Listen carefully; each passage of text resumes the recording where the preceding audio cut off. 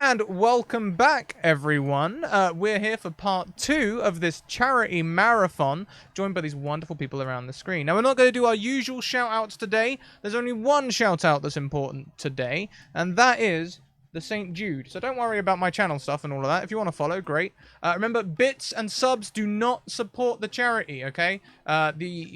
Please support this charity by going direct to the Tiltify campaign. That is the best way to support. All the money goes straight to St. Jude without ever touching my hands. That's the link to do it there. You can see our rewards. You can gift advantages. You can gift nat 20s. You can get us to draw from the deck of many. You can bring in an NPC or a boss monster. Just let us know what you want to do when you donate.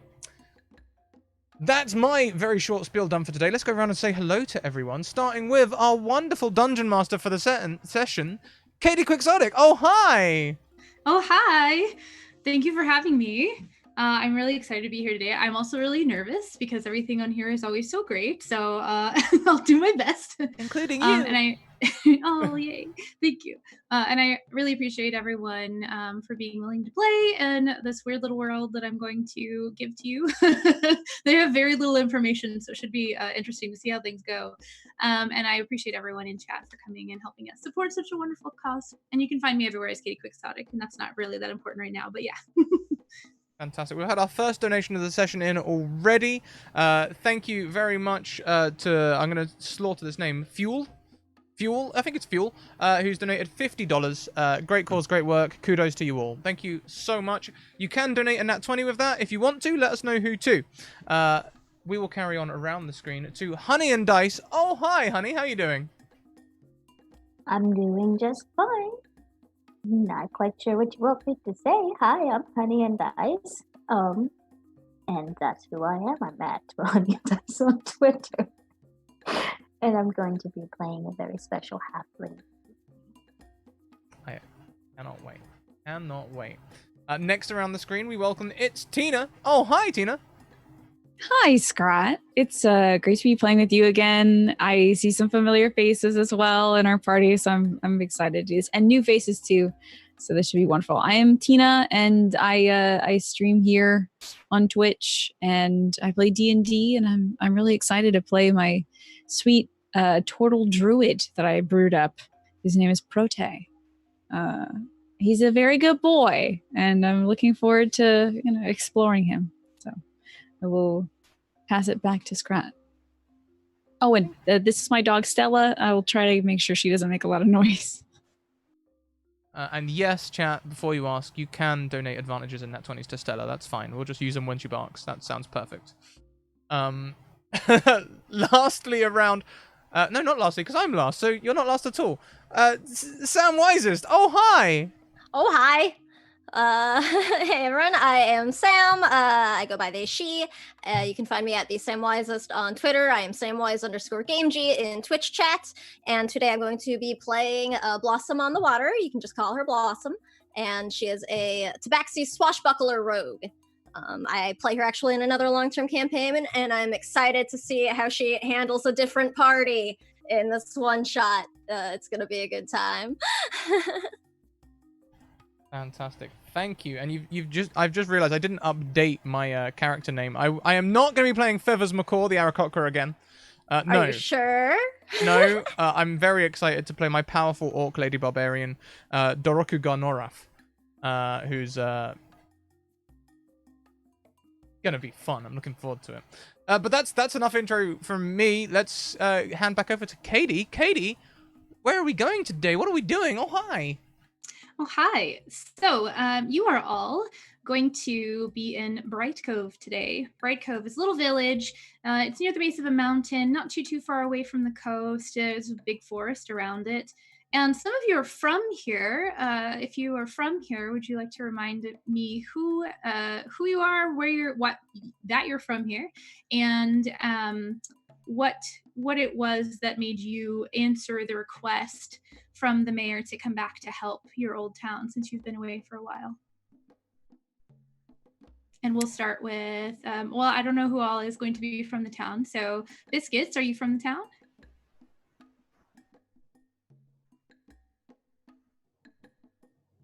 Biscuits was working.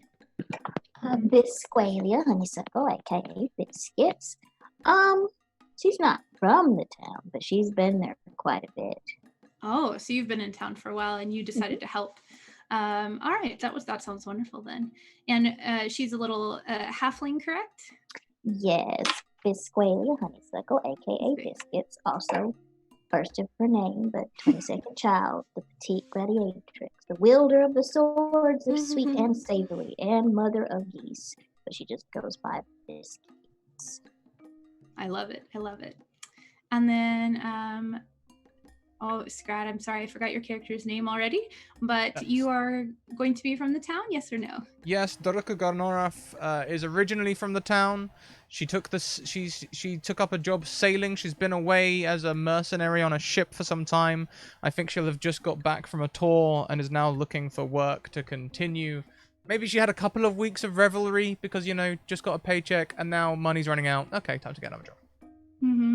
And one of the things that the mayor mentioned when they first sent word to Lilybell, she did mention that times have been a little hard and rewards are a little bit scant at the moment, but there are free drinks in it for you. So that might have helped sweeten the pot a little bit then, so you can keep the purse from dwindling as quickly, since you won't be having to pay for your drinks as long as you're helping. Hydration is important. It's very important. And then Prota, are you from the town, or are you here with somebody else who's from the town because you've been with them? I think Prote is from the town. I think his people kind of take the nearby. I believe this is a water area. We've melded it to be that. Excellent. Mm-hmm.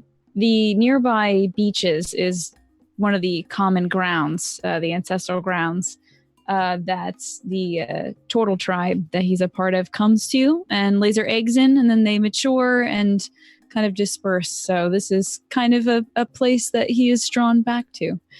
So he's been in, he is, as Chain Snake said, a bit of a celebrity in the town. I will not be reading any more puns. That is one pun for the night. I love puns. So. Yeah, keep them coming. No. All of the puns, please. Yes, so when Lilybell sent word to you asking you to come back, just knowing how important the land is to you, how important this area is to you and your tribe, your ancestors, she did make note that the terrible circumstances, whether it's just that the water running through down from the mountain isn't as fertile anymore and isn't bringing as many nutrients as it used to, or whatever sort of like blight or sickness it is that's just been causing everything to have trouble growing without the magic of the greenstone from the noble family. It's becoming more and more difficult year by year, and with all the rationing that the Gutlesses are doing, that's the noble family that you'll know kind of rules over this area. It's really starting to impact harvests and the fields where the animals are grazing, and it just feels like the land is dying, and something that really struck probably your heartstrings a little bit there because you feel so close to this area. Right. Yeah, I think Prote would be moved by that and want to give back to this place that has nourished him from, being a little eggling. So, and he also just loves to help folks. So I think he would immediately sense the distress from, the land and also the people who have helped him so much and want to help them. Wonderful. And last but certainly not least, Blossom. Did you grow up in this area? Did you come to live here from a time? Are you here with someone else that you've been traveling with? What's your story? I am definitely not native to the area. I probably am really just passing through, more or less. I've been here for maybe a little while, visiting, I think my friend Biscuits, who's been here for a little longer than me. I've been just kind of making ends meet, performing in taverns and stuff. Maybe I would have met Daruku at some point if she was off partying or whatever. We definitely may have crossed paths at some point while I've been here. Not sure how long you've been in town exactly, but if people need help and if Biscuits thinks it's like a good idea and stuff, then I guess I'll come along for that. And if word of free drinks makes its way to me, then these people need help and we should be here for them. It's the right thing to do. And being that you and Biscuits have been kind of cohorting around together, and while not native to the area, both of you have made quite a bit of a name for yourself with various antics and good services and such that you have performed for people in the region. And so that was one of the reasons why Lilybell approached the two of you. Even though you're not from here, she felt that your reputation preceded you, and that she could rely on you. And all of you are aware that it's a slightly clandestine endeavor. She didn't include a whole lot of information in most of the messages except for to Prota, but you're all to meet at the tavern, the only tavern in town, at around lunchtime. Free drinks will be provided as well as food, and once you're all there, the innkeeper will send word for her, and she will arrive shortly thereafter. So, does everyone arrive on time, or does anyone come swinging in late, or perhaps early? I mean, I was probably still there from the night before, so I'm early. That's fair. That's fair. So, being that you have been in the town for a while, then you and Biscuits both, and Proto would be aware of this person, and so would Daraka. Juliana is taking her early lunch that she does typically at the inn. She often eats there. She has recently taken up guards work for the noble family, the Gutlesses, and it has caused her to be somewhat of a pariah in town. They are not very well liked. They have kind of like this tight hold on the prosperity of the area by their willingness to share the magic that helps make sure the land is lucrative to everyone who uses it. And as a result of several sort of short harvests, her family, who does smithing work, had kind of fallen a little bit on hard times, and she had decided that there was no other option for her but to work for them. And that's kind of the word of mouth in the town, but it doesn't really save her reputation for most people. And you'll see that she's sitting by herself, taking an early lunch before the crowd comes in, kind of in the corner. And even though there are a few people in here, they don't really even react to her presence too much. It's very much an obvious cold shoulder that's happening. And then as the rest of everyone arrives, if you have any sort of grand entrance you would like to make, go ahead and let me know for sure. And if not, then you'll be able to go in and be seated at, there's a card that says reserved in a very sort of like gruff handwriting, just sitting on a table that's kind of it's up close to where the actual bar itself is as you enter in. It's a very plain room. There is the fireplace in the back corner, where Juliana is seated. And there are several tables and benches, but there's one kind of slightly further away from all the rest of them than it normally would be, around a table over close to where the innkeep is typically sort of tending bar. So, what sort of time exactly was the meeting again, sorry? Around lunchtime, Lunchtime, okay. High noon kind of thing. I think Doroku would be quite early. So when I said revelry, Doroku's idea of revelry is we established this as a seaside town, right? Well, yes. She hits Muscle Beach every morning. She's keeping them guns intact, you know. Nice. And when you say free drinks, she really hopes you mean protein powder. She's gonna turn up early and she might be glistening, having just come from the beach. Oh my. Would this be really common for Doroku to come in sort of like freshly worked out, a little bit of the light glisten, that sort of thing? Yeah, every day except Fridays and Sundays. Every day. Those are your cheat days? Rest days, yeah. Gotta let the muscles days. recover. Of course, absolutely. So the innkeep, who is used to seeing this, actually has, as you've sat down and explained to them your dietary needs throughout the first couple of awkward days when you came in and tried to order something that was a little bit more appropriate to post-workout, they have come up with a way of creating what is essentially a protein smoothie. It's peanut butter based. There are various legumes in it, and there's like a very, very mild earthiness that's heavily masked by like the cashew and sort of peanut buttery flavor that they've managed to kind of like create And there's a little bit of like I think it's like kelp is high in protein or something, or that's something that's often in these types of like drinks as well. And since you're close enough to the water, that's easy enough for them to get hold of. So they've kind of concocted this drink that goes down well and is pleasant, but it kind of like satisfies your post workout needs. Okay, Doroku may try to marry this barman.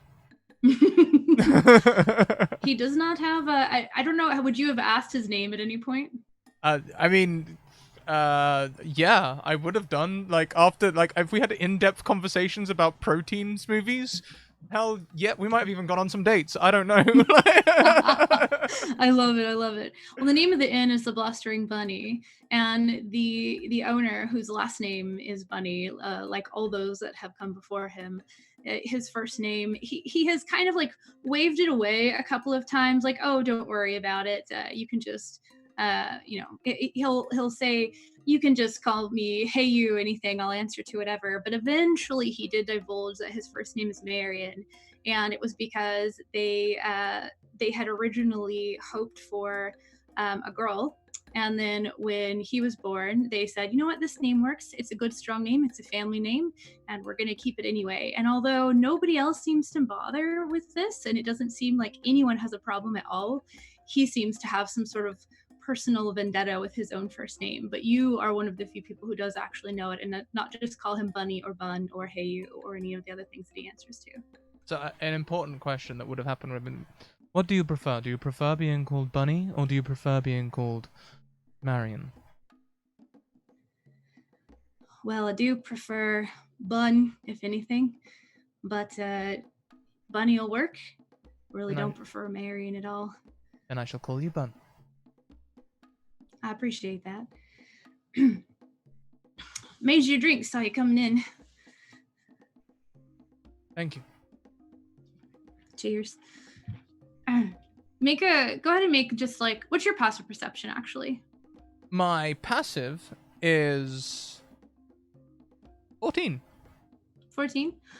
You do notice that when you entered, he seemed like he pepped up a little bit, and there was like a slight flush to his cheeks when you had that like brief exchange. And he hands over the drink, and then from behind the bar, he has some like dried green crisps. He said, I thought I'd try out something that seemed like it might work out for you and your post-workout needs as well. It looks like it's some sort of like dried kale or dried kelp or something. He's like, it's pretty well seasoned, so it kind of has that sort of fishy taste that I taste that you don't seem to taste from food like this, but you'll have to let me know if you like it. I certainly will. Good, right, well, good to see you. Good to see you too. You take your, go ahead. Oh, go ahead. No, if you want to continue. I was just gonna like transition, so you go ahead. Sure, yeah. Like as they're like kind of like, you know, lushily turning away and sipping their drinks, I think the tavern door opens up, and Prote enters with this big smile on his face, very pleasant smile, and he has in his hand a clump of seaweed, kelp, to bring it. It's still dripping a little wet, but there's no imperfections, there's no nasty stuff in it. It's perfectly well-picked seaweed that he brings over to the bar and lays out in front of the barkeep and says, Bun, I have yet another perfect package of your wet grass. Oh, I do. Thank you so much. It's hard for me to get away and get it myself, and you just can't trust someone who doesn't know how to harvest it properly. So I thank you. Thank you for always bringing me the best stuff that you can find. I trust you with that too. And he reaches down, and you can hear like jingling sounds, and he pulls out a few coins and hands them to you. Oh, thank you. Well, I appreciate you letting me take the honors of doing this so that others may not over-farm it, as you know. We have had that happen further up shore, and, well, the life here is so tender. I want to treat it tenderly.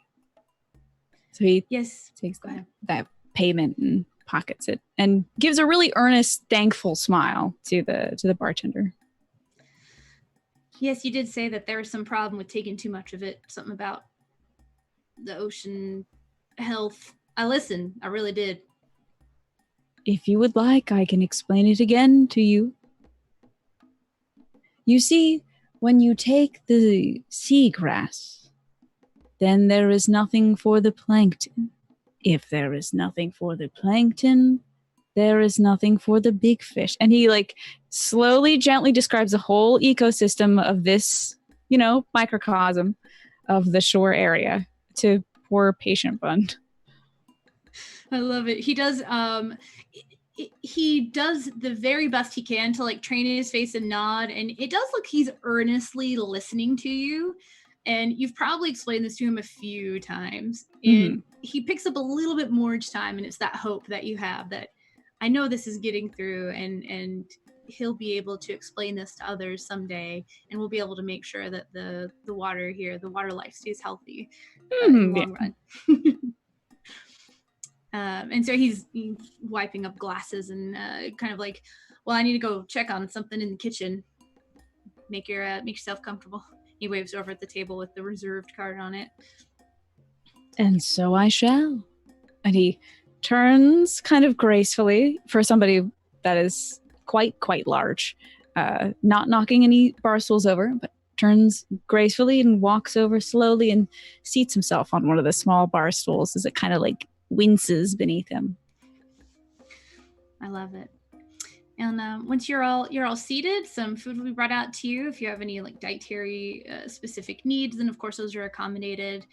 Even for such a small town, it can cater to essentially vegan diets, vegetarian diets, anything like that. He's very mindful of the people in the area, and he does his best to take care of them. It's not a terribly small community. It's a pretty large village, but most people have lived here and grown up here, and he's just in general kind of like a kind and caring person, and so he goes out of his way to make sure that he's got all this available to him. So your drinks are served and your food is served, whatever it is that you would prefer. And after a short time, the door kind of opens up, and a few people have trickled in for lunchtime. They've taken up some seats elsewhere. They are all making sort of these glances over at the reserved card on the table with this sort of curious look on their faces. This isn't the sort of thing that often happens here, which would be common knowledge to any of you, having either grown up here or spent some time here recently. And you see Libelle come in. She is a high elven woman. It's very unmistakable by her very delicate and fine features. She has long, blondish, graying almost hair, though, and for an elf, that means it's quite some time that she's been alive. She's been the mayor in this town for several generations of the other races, and they continue to ask her to be their mayor despite the lack of success that she has with bartering or making pleas to the Gutlesses to try to release their sort of like grip on the magic that helps restore the nurturing ability to grow food in the area, but because no one else is really willing to have those types of conversations, she continues to be allowed to be the mayor in this area. So her hair is pulled back, it's braided as it always is. She's a really broad, kind smile on her face. She always treats everybody very, very kindly and very warmly, but she's also very businessy and very matter of fact and used to being listened to and spoken to, or when she's speaking, rather, I should say. So she approaches with purpose. She brings one extra chair from another nearby table and sits down. She has like a small parcel in front of her that she lays very delicately on the table and kind of like arranges it so that the edges are facing a specific direction, it looks like. And she kind of folds her hands in front of you. She looks around and says, stage whisper, she's speaking very quietly, I'm glad you've all come here. We are at our wits' end and in dire need, and I figure behind the noise of everyone beginning to eat and take their lunch in, this would be the safest time to discuss something like this in a little bit more depth than we have before. So, are you hungry? It looks like you've all got food. Is everything kind of taken care of up till now? You don't really understand what she's asking about, other than maybe have you gotten all you need to eat and drink? It seems like she probably was expecting something to happen, and it's not really clear what it was. Well, Prote says that his crickets were delicious and well seasoned. Wonderful, wonderful. Bun is a master chef, of course. Yes, Bun really is a wonder. He is, isn't he? He really goes out of his way to take care of the people. You sound a of the little village. thirsty there. Oh. Well, I've never had quite a protein milkshake quite like this. At this point, Bisqualia will arrive a little bit late, but it's mostly because she had to make sure she went back home and got some stuff for Blossom because Blossom ain't never come home last night, which also means she's probably still at the tavern. So there's a change of clothes. She's got a little fresh thing of coffee just in case. She arrives. This big parcel is just about as big as she is because she is a tiny little halfling. She's this chocolate-colored halfling with these thick brown curly hair going in two little cocoa puffs at the top of her head. And she just looks just like her cheeks are a little bit rounder. She looks far younger than she actually is. And she's got these two swords strapped to her back. And her armor has little embroidery on it, little cute animals and so on. And she strides in with confidence with the bag just about as big as she is. Is Blossom! Blossom's like at the table, but surrounded by like empty glasses and stuff still from like the night before, and has been like slumped over, like clearly hungover and kind of half asleep while everybody's been like talking and gathering. And when Biscuits comes and yells for her, she's like, "What? Yeah, I'm here. I'm awake. I'm working." Biscuits. Oh, yeah. I am. Hello, darling Blossom, and Mr. It's protein. Prote. You got That's it. Yes, Prote. How you doing, good sir? And oh my goodness, it looks like your biceps is bigger every time I see them. I join you out on that beach, but I get stepped on. So, I just do cardio running back and forth. Most of the people down there are very accommodating. You could join us if you wished. Of course, I'd go down there. I tell you what, you do your squats, put me on your back, get a bit of extra weight. I am so sorry, Madam, Mademoiselle, Majesty, Mayor, individual. I would have been here on time, but somebody's cart broke down, and then somebody couldn't find something they dropped in the middle of the road, and then I accidentally left the bag, and I had to go get it. But here we are to help. And she's just gonna crawl up in the chair. Well, that's fine. That's fine. I just really appreciate you coming, actually. We know that this is a bit of an odd ask, and I'm not sure if Bun filled you in on the rest of what he was supposed to, so lateness is fine. I think we have a little bit of time to chat anyway. As you know, Morgan Gutless is the last remaining member of the Gutless family, and they rule this area and make sure that it's still able to produce and we're all able to keep our livelihoods up. And of course, there is limited magic from the greenstone, and apparently there must be something wrong with it because we're receiving fewer and fewer benefits from it over time, and they said that's due to the rationing. But then she kind of like looks around. Frankly, it's getting to the point where we're almost not really able to have a harvest anymore. The last few years have been so short that we're having to supplement food in the area by bringing it in and paying for it. And we're worried. A few of us have decided that it's time to take matters into our own hands. Morgan doesn't care for the area anymore, so we're just going to need to take the greenstone from him. But none of us can do that, so that's what you're all here for. And I hope that that's not too much of a surprise and that you're still happy to help.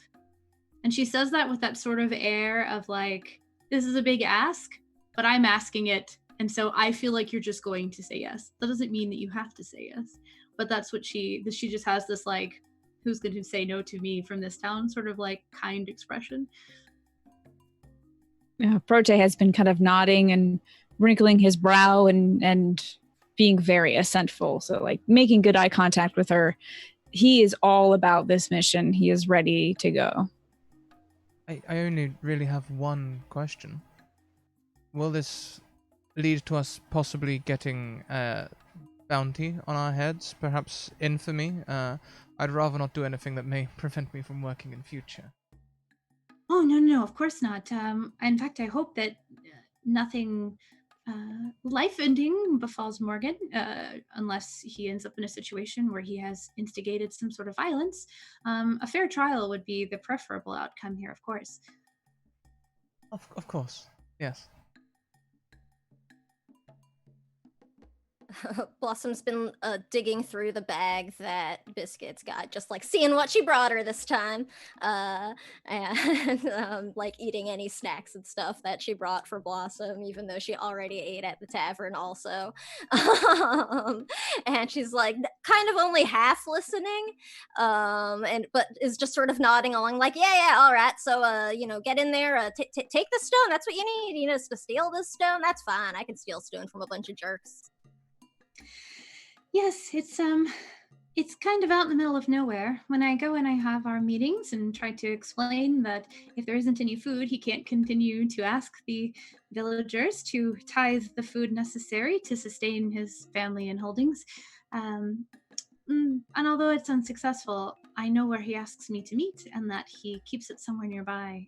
It's away from the home and holdings, so it's really just kind of out in the forest. But we have a map. And she starts to undo the parcel that's in front of her. Oh, well, that makes things a lot easier. She unties the strings on it, and there's a few other things in there as well, and most of that looks like lunch that she's brought with her. But inside of this is a folded up piece of paper. She brings it out, she opens it up very deliberately and kind of smooths it out. This is a very, very crudely drawn map.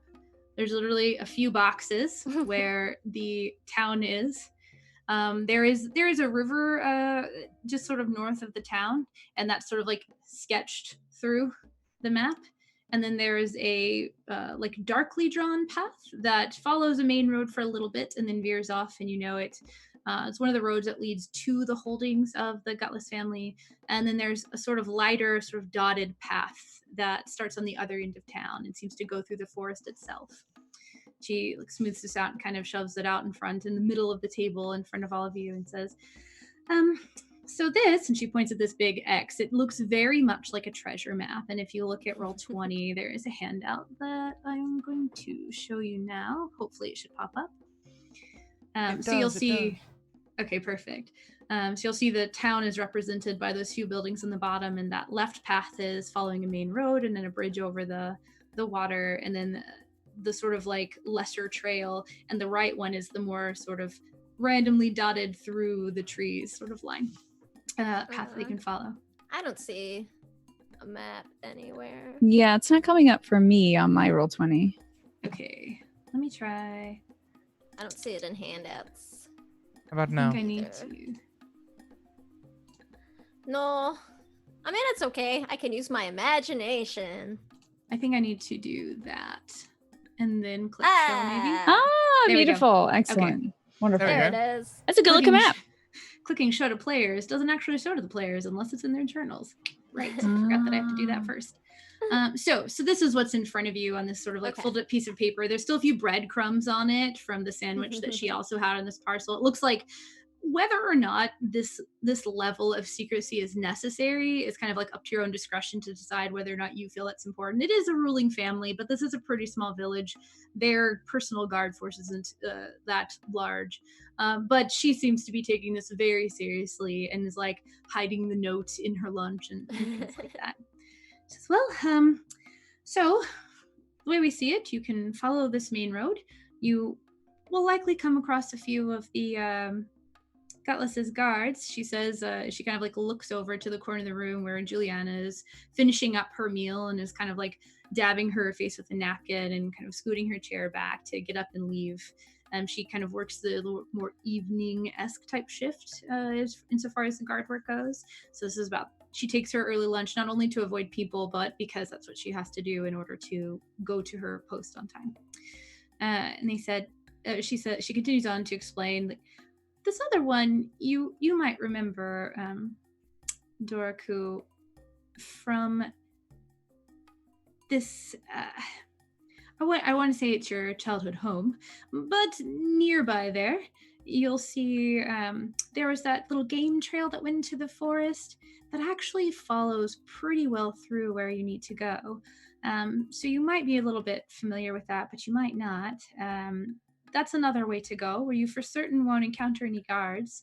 But I would definitely say not to stray too far from the path because there are some pretty dangerous things in the forest. They just avoid the trail and the main roads. Thank you. And also thank you to Fiskstick, who donates an advantage to me. Thank you. Also, previously, we had V's knees give an advantage to Blossom, and Fuel gave a nat 20 to Biscuits. Oh, I love it. I would so say now this. that you're... Oh, go on. No, go ahead. You go ahead. I mean, I used to use that path when I was younger and learning to hunt. It's dangerous, but we won't find any guards along that road. That's for certain. Why don't you go ahead, anyone who is from the area, who grew up there, go ahead and make a survival check for me and tell me what your numbers are.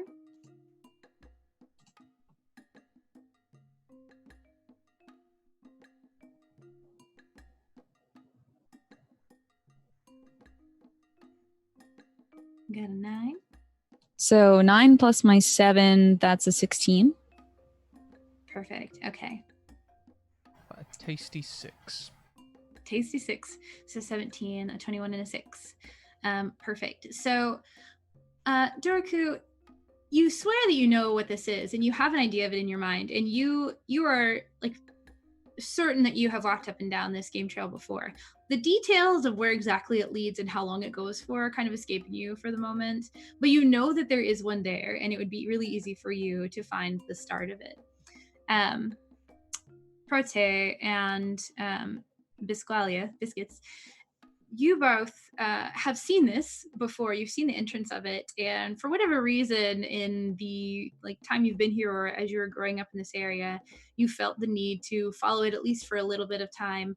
And you're not only certain that you would be able to find where the entrance is, but you're certain that you also have followed it long enough that there is a very distinct branch that is missing on this map. That where you can see the trail that's sort of marked out above the river, it curves around to the right and heads into where the X is. You know that you have at that juncture followed a trail to the left, and it was easy enough for you to notice as you were wandering through the forest seeking whatever it was that you had sought at those times when you did that. But it's not marked on the map, and either that's because they don't know about it or they didn't think that it was the path that should be taken. But you two do just know that there's also a third, essentially a third way that you could go without potentially running into any of the huge hazards of the forest.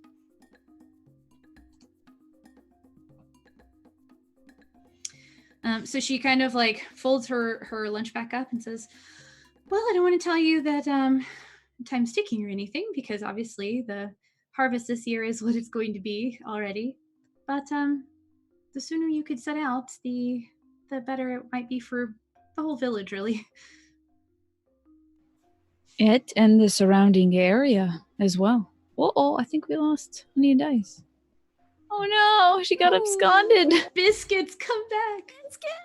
She's already off on the... Did she follow that path already? She's way ahead of us. Oh man, I know where always I'm trying going. to help people right away.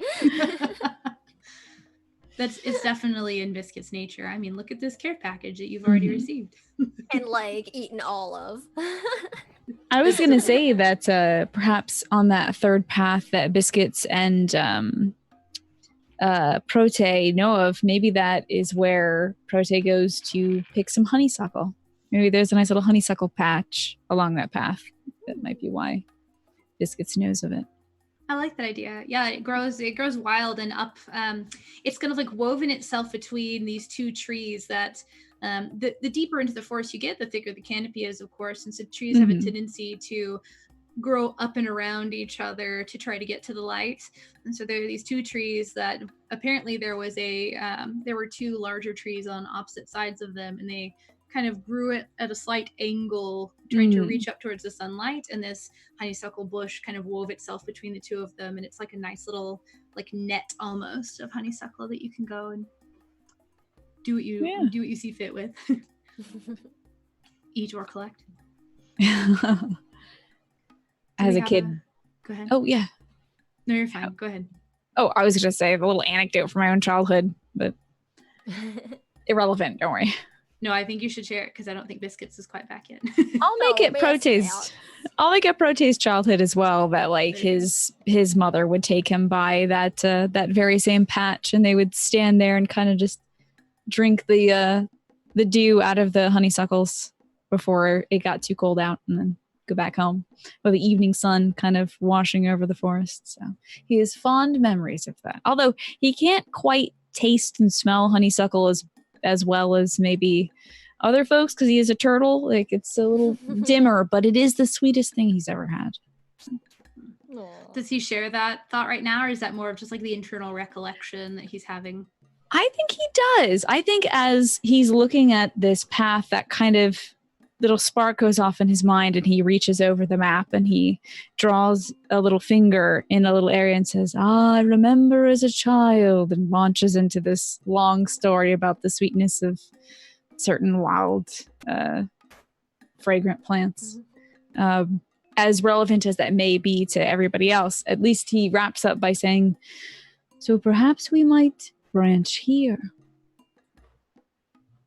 And then looks to the other party members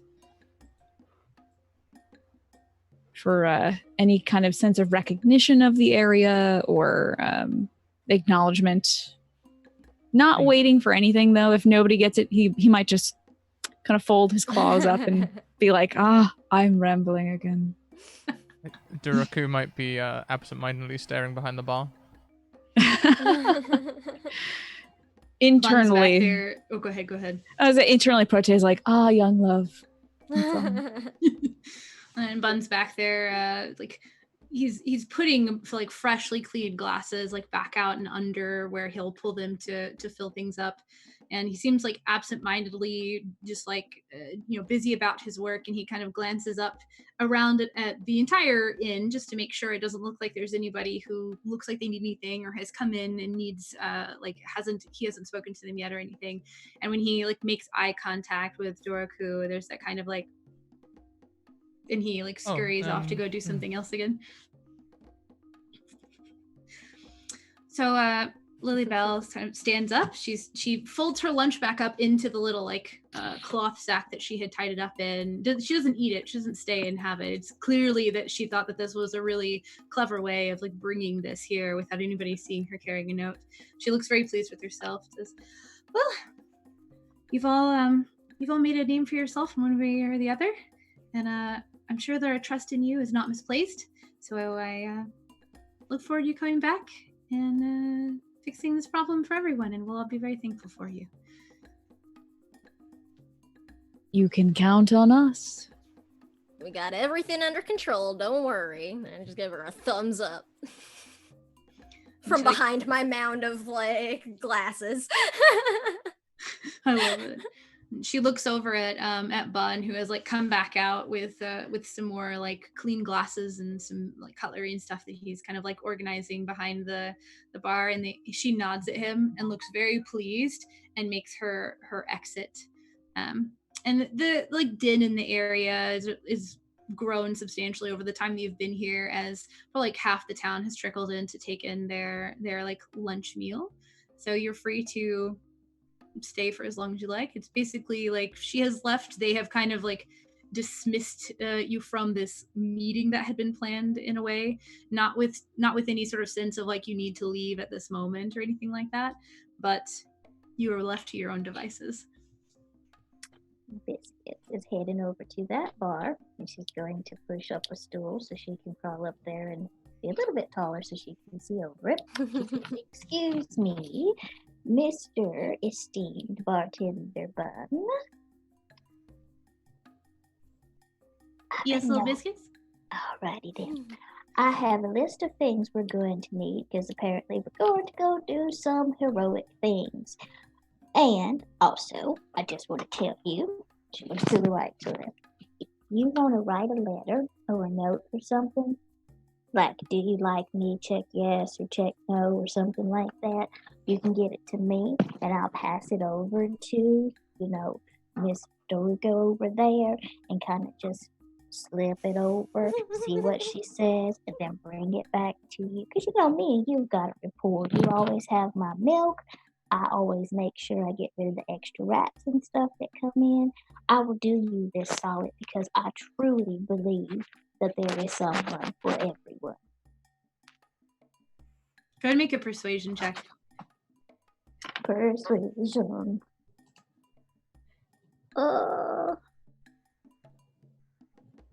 Okay, let's not going to work like I wanted to. Don't know where that went. There we go. Oh, 15. Okay. You see that there's a bit of like a furrowed brow on his face, and he looks a little bit trepidatious, and his cheeks turn like pinkish on the top for a moment. And he says, "Well, you have been right trustworthy in all the dealings I've had with you, and I'm sure you understand how difficult it can be to communicate these sort of feelings with someone. So perhaps I'll take you up on that if you'll give me just a moment." All right, there. And also, if you can get me some coffee beans if you have any, and a couple of sandwiches for the road. I've got the gold for it and so on. But again, adventures. Well, of course, everything will be on the house right now since you're helping out the whole town and putting yourselves in potentially harm's way, or maybe not at all, depending upon how difficult this ends up being. But no worries. I'll make sure you're taken care of. You can keep your gold. You've earned it as far as I'm concerned, just by being willing to help. And he crouches down and he starts you can hear the sound of rattling coffee beans as he's essentially scooping some out. And he pops back up. He's a human male, by the way. I don't think I even bothered to describe him. He pops back up, still crouching, but hands peeking over the bar thing, and he says, "You want them ground already, or do you want the whole beans?" Let's do half and half. I might have to make a sachet and just have her sniff it. All right, I can do that. Mm-hmm. And so there's a couple of scoops, and you can hear the shuffling of the beans, and there's that distinct smell as whatever container that these are being housed in was obviously closed before, and it opens up, and that really rich aroma of coffee kind of fills the air. And there's a little sachet, whatever, a little satchel that's set up there, and then you can hear mortar and pestle type sounds as a few more are dropped into something ceramic and are kind of ground down. And then there's another little cloth bag that's set up there with what clearly has the finely ground powder in it, as opposed to the beans, which made a clanky, not clanking, but the sound of it hitting the table or whatever as he set it down. And then you also ask for a sandwich, right? He stands back up and Kyle says, "Take me just a second to make you those sandwiches, and I'll come back out with that and have it all wrapped up for you and ready to go, unless you want them for here." You said you want them for the road, right? Yes, you take your time doing that. I'm going to go see if anybody else has anything else they would like to discuss in the middle of a very strange situation. Thank you so much. You are the best bartender that I know. She's going to climb down the stool. She's going to go over to where someone else is eating or drinking, and she's going to take out 2 gold pieces and put it on the table beside them. And okay, whatever covers your food is great. The rest, just pretend it's a tip, because you won't let me pay them. It's just a hole. They're sorry. Drop back over to the group. Their eyes get really wide as you're doing this, and especially with how scant things have been in the area recently, and how the crops have been doing as well, and everybody's kind of falling towards hard times. Everybody can still eat at this juncture, but things are getting towards difficult. This is a pretty substantial amount of money for just lunch. So their eyes kind of get really wide, and they look at you and sort of nod. "Well, thank you." you. Alrighty then. I'll pad back over to the group of people. Alright, so we're gonna go steal something from somebody for a good reason and save the town. So Sounds like a plan. I mean, I'm not the best at sneaking, but we can... I'm pretty okay at it. I mean, I try. Excellent, then you can do the sneaking for me. I'm perfectly fine with that, my friend. So, Well, honey, should we, Sorry. Sorry, no. I mean, I was just wondering what if Bun, everything got everything we needed. Yes, and Bun is making sure that we have everything that we need for the. I'm sure he'll be willing to slip some protein stuff in there, but I asked for some sandwiches, and you know what? I really think he likes you. Oh, what? I mean, I wasn't even thinking about. We should really get on with. Which way were we going? West, east, east, right? East. Blossom just starts grinning and is now like looking from like Dorothy to Buns at the bar, like, like clearly filing this away for later. Yeah, and Prote has his claws kind of clasped together, and he's like looking out from his beady eyes at Doroku and Bun. Rather. I know a little bit of something about this because I have 21 brothers, and them and me came from the same parents. Not only do we spoil my mother rotten on Mother's Day, I also have seen this happen so many times. Seen what happened? We should move on. Yes, we should. We should just move on. I do think, though, if you wanted to write a note, and in the note, just kind of put in there just a question. That way I can pass it over, okay? And just like, Blossom's like digging me? through her bag for paper and Do like you a like pen right me? now. Yes or no. And that way, or just, would you like to work out some morning? Or just something like that. And I can just put it over there and be the go-between person. And if he responds, he responds. And you've got a new workout partner. A new workout partner. You hear that? Okay, hang on. For working out. Hang on a second. Let me think.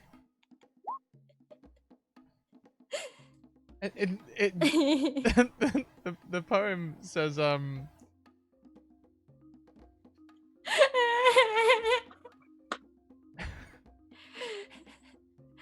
you need some help there? she's coming up with it. Can I provide assistance by playing the that's- flute? I've got this. I've read a lot of poems and songs and stuff. Assistance as it were. The sea is blue. The waves do crash. I work out lots. Do you want to smash? I like it. 10 out of 10. I mean, I'd circle yes on that note. And I mean, do you think that's good? Oh, righty then. Well, I support this. Okay. Fold that up. That's wonderful. And I'm just gonna go pass that over there again. Just right, I think. No, you can't do it while I'm right here. No. Okay, then you leave. Okay, walk out that way. Walk What out. if we leave it at the table, like with the tip or whatever, and then we'll be gone by the time he gets it, and he can always just pretend he didn't see it if he wants to, and you can pretend you never left it if you want to. It'll be fine. Not that I think that's gonna happen. I saw the way y'all were looking at each other.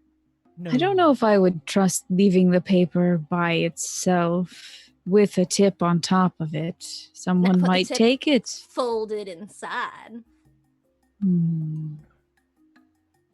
I've never done this before. Let's go.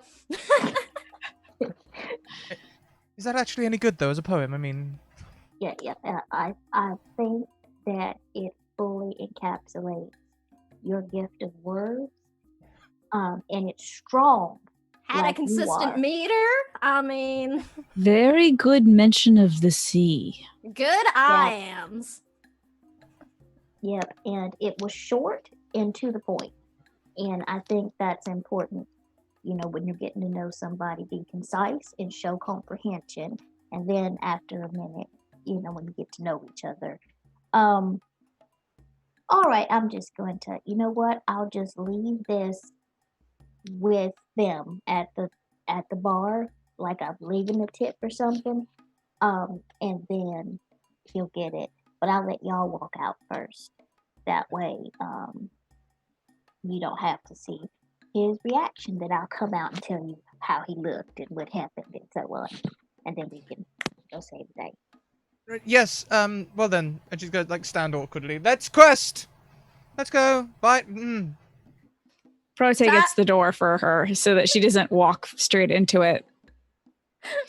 Nice. Time to go save the day with these awesome people. Yeah, see, Blossom's giving Dorothy the thumbs up. No. Bun comes scurrying out of the back door. You hear it kind of swing open. There's obviously quick motion going on because it kind of clatters against the wall behind it. And he's got this it's a big cloth all tied up in if you see the people the drawings of the people that have the stick with the satchel over their back sort of thing, it's literally he took a big piece of cloth and tied the corners together, and it's full of something, whatever it's full of. And he comes running over to you, or not running, but moving quickly over to you, Biscuit, says, well, I hope this is enough for everyone. I didn't know exactly how long y'all be gone, so just kind of put odds and ends and a lot of stuff in there, and the something that you asked for is in there too. So I trust that you'll keep this nice and safe so that you're all well fed as you travel. Alrighty then. And you know what? I know you said that there should be a quick question. How big is the bag in comparison to Biscuits? It's what it looks like is that you've asked for a couple of sandwiches and he's made approximately 8. So, and they're on old horse bread style, so it's almost like Texas toast. So they're thick sandwiches, but it's not the size of a halfling, but it is it's not 2 sandwiches. It definitely is more than what you asked for, but it's something you could still easily carry. Right then, she's gonna heft it. And you know what? I know you said no tips, but I just want you to have this. Think of it as a gift, a donation, appreciation. She's going to hand him the note and then run out the door with the bag. I love it. So you're not going to watch and wait for his reaction? You just She's going to stop by the door. She's going to stop by the door, real obvious, and look over. Okay. So you turn heel and head towards the door, and he's kind of made his way back behind the bar, and you can see him he's got the paper in his hand and he's kind of holding it low so people don't see him obviously opening up this piece of paper, and he kind of unfolds it and you see his eyes scan across a few lines, then he goes and he turns really red. And then walks out the door with some swagger, carrying the bag. All right, then. And looks at you.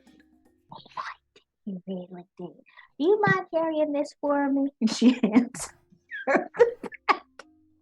Yes, no problem. And she'll carry it one hand. There you go.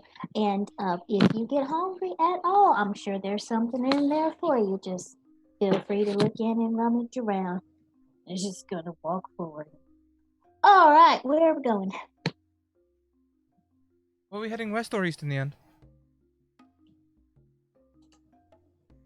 Where on the map are we? Are we that, Can I ping on the map and roll 20? I don't think I can. I don't know if you can fit on handouts. Yeah. So the bottom right hand corner of the map where there's the little double building with the archway, that's what represents the town. Okay. That path from the left is sort of a main road. It's not paved, but it's intentionally made, well-packed earth with like cobblestone-y type stuff scattered through it. That leads to what is essentially the other sort of buildings here, like the other end of town sort of thing. So this is the main road through town, which also leads out of the town. And then there's that little bridge up there over the water, which it's really difficult to see, but that's a little bridge there. And this is the road that would lead like out of town to the next nearby towns. And then where that sort of like obvious dotted line that looks more like painted lines in the middle of like a street, the thicker lines, that's the sort of like turn-off path that leads towards the Gutless Estate. Now the Gutless Estate is further away than the area of the map covers, so you won't actually pass nearby it, but that's the area where there would be patrols. And then that other little, it starts off with what looks like feet prints on the right side. That's the little footpath and game trail. And the footpath and game trail, is that the one where I think it was Biscuits and Prote, I think had both rolled, or was that Blossom and Prote? Two of us had rolled. Yeah, it was you and Biscuits. You both are aware of so it's like right above the river. Basically, you followed the path up to the river, and then when you got to the other side, you traveled a little bit ways down it, and then you both, at whatever point it was that you ventured this way, saw that there was a second, like a little bit harder to notice version of the game trail, where perhaps some of the even like lesser prey animals have taken off. And so like hunters have gone down this way, but it's even less traveled, but it's past that river. Okay. So the point of divergence would be past the river. So we have two options. We can take the road less traveled, or we can take the main road. I'm fine with whatever. We're trying to kind of stay on like the down low with all of this, right? Maybe the back way is the best if y'all know your way around at least. I'm not really the best at finding my way, but if, I got y'all around to help, I'm sure it'll be fine. Dead men won't tell anyone anything. I mean, if you take the main road, there was a possibility of running into the guards, and they're really just doing their job, and I really don't want to have to, deal with that, because some of them know what they're doing, some of them just need money. I'd rather not have to go down. So I guess we take the road least travel, because if something big and scary tries to eat me, at least I know it doesn't eat at the tavern. I mean, that's totally fair. Point of order, though, most of them sign disclaimers about, dying on duty and stuff. Yeah, but, I don't want to have to do that, because then they go back to the tavern, and then they're like, oh, what happened to Bob? And you're like, oh, well, Bob got shish kebab. And, it's a very awkward moment, when you have to have that conversation. It's true. I'm just really looking to help the city, not cause more tears. We will do what brings less harm, then. Yeah, I've never noticed those conversations before. You're really insightful and charismatic. Well, I had a lot of time practice talking to people. Again, never a dull moment in my house. 21 brothers. I think I have 46 cousins. It's a whole thing. All right. The back roads, then. Yes, and I am following after you, because you remind me of my grandpappy, and you tell the best stories, so I'm sure you're going to set a good pace.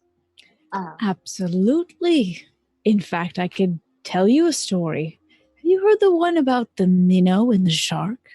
He starts walking down the path, kind of holding out one claw for Biscuits. If Biscuits would like to, grab on so that he can help set the walking pace. Blossom takes a deep breath and drinks from her flask when no one's looking and follows in the back. All right. Oh, sorry, go ahead. No, she said Biscuits. She takes that look like she thought, tell me what happened. Oh, really? and she's just gonna be like that the whole time. He loves that. He loves people who listen attentively. So, all right. All right. I'll- So you go ahead. I'll be staying on the lookout for dangers. My axe firsts. Just my axe that's thirsty. Very thirsty. Mhm. Yeah. All right. Look, there's no sort of... I'm not tense, okay? There's no tension here. Can I roll for perception to see if there's tension? It would be insight, but absolutely. Sure. And then you would, Doroku, if you're trying to hide your emotions, then either, I guess that would just be deception if you're trying to hide your emotions. But if you're not and you're just kind of like holding it in a little bit, you could roll like a persuasion. I had a 21 all told. Oof. I Yeah. have 13 all told, and... So why don't you explain what it is that gives you away then, Doroku, as to like obviously lying your pants off. She's walking along looking calm and collected, clearly a very experienced mercenary, but, the sun is making her sweat a little. It's not that hot out here. It's actually kind of chilly. There's a coastal breeze coming in that, like, it's a little clammy, Whew. Love it.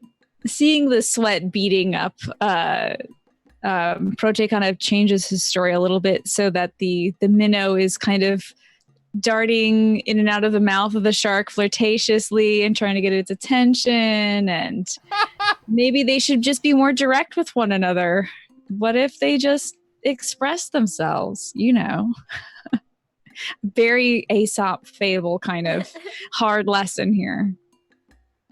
Biscuits gets confused after a moment. She's Mm. just like, "Oh, what happened? At first, this story is changing. Oh my goodness." Stories must change with the times, and now is a time for love, I feel. Oh, And he looks his little beady eyes over to Dork. Hey, Dark, if you're getting hungry or something, you can reach into that bag and look around. There's plenty of stuff in there. And No, she's gonna wink to Blossom. I'm not hungry right now. Are you sure? Yeah, fairly sure. Okay, there might be a napkin or something in there. Yeah, you look kind Your of brow. hot, Oh, kind of sweaty. You feeling okay? yeah, I'm feeling fine. All right. Oh my goodness, she just did that. All right. Just look in that bag. I'm sure there's something in there that you need and you will like. All right. About how far have they gotten? 2 feet. Yeah, I say this conversation because you got to Right tell. outside. Yeah, like, you got to tell at least a little bit of like a parable-esque type story. So you've made it essentially to the edge of town where you would need to take off on this like game trail, like hunting path sort of thing that they have marked off for you. And I believe we're supposed to be taking a break around this time. We So are. yeah, so we can go ahead and take a quick break, and I'll figure out what that note says, and we'll be back after that then, huh? Okay, fantastic. Well, everyone, do as we do. Sounds We're good. going to take a quick break. I'm going to get that coffee pot on. It's time for another hit of caffeine. And stretch, grab a bio, grab a drink, do all the things that keep you human. We'll be back in 5 minutes. See you in 5.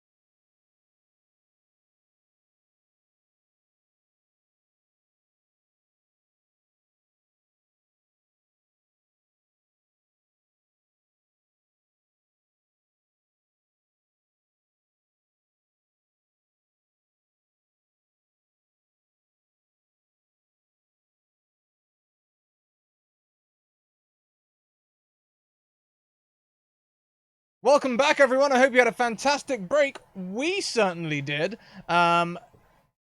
Katie, I will hand straight back over to you as we walk our way through this forest. So you're on the edge of town. It's a small village. Most of you either grew up here or you've spent enough time here that you're really familiar with it. You know that to the south are some farmlands, and the coast is a bit further to the east. And so, although you're on the sort of eastern side of town, since you're heading north, you're going to be heading into the forest that's nearby. And you've heard stories like, oh, the stories that people tell their children about terrible monsters in the dark and in the forest, and how you're lost in there once it starts to get dark because the canopy gets really thick and you can't see through. And so you have these kind of like thoughts going through your mind. Blossom, you probably don't have as much of that, like, oh, my mom told me this story when I grew up, as I was growing up. But the like time that you've spent here, you're so like personable that people just started to like talk about what it was like growing up here. And one particular story like stuck with you in the back of your mind about how somebody got sick because they stepped on something one day and it popped, and there was this popping sound and it made them sick, and it took a long time for them to get better. And that was why that family didn't go into the forest, because you step on things and you could get sick, and it was something that they hadn't heard of before. And that comes to mind as you're like standing on sort of like the precipice of like leaving town and heading off into this like game trail pathway. So who is taking point on actually like navigating through? Is anyone, or are you all just gonna kind of like, we've got this map, we pretty much know about this trail, we've been down it a few times before, that sort of thing? I mean, Honey would normally be happy to take lead, but everyone's been insinuating there's something about the bag, so she might be hanging back and thinking about dipping her hand in the bag. Okay, I'm fair not enough. so good at navigating, but I'm happy to hang out towards the front with whoever is and see what I can do to help. And Prote is at the front now, seeing Blossom join with Biscuits and seeing them exchange looks as he prattles on his story, continuing. I think it's now about the anemone and the clownfish now, and how they form a tight bond. Blossom has very little interest in anything to do with water too. So she's like, whatever, turtle man. But he is these stories are so easy. They come to him so easily, so he can rattle these off while he's looking around and taking in the location. So he's very comfortable navigating as he speaks. Okay, that makes sense. And you had, told the story about the honeysuckle at the table and everything, so it makes sense that you're kind of sitting there with the map and all that. So go ahead and make a survival check for me. Sure. Let me see. So my survival's a +7. So, and I don't know if my thing is like linked to the thing. So I'm just doing like flat rolls, and then I'm adding my stats to that. Yeah, that's fine. No worries there.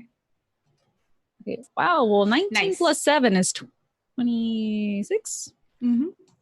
Okay. So we'll also just relay that story about the weird popping things in the forest, because that sounds like something maybe Prote would like be better about keeping an eye out for. Yeah. So like he brings his story to a halt as Blossom kind of scurries up to them and listens very intently, very seriously.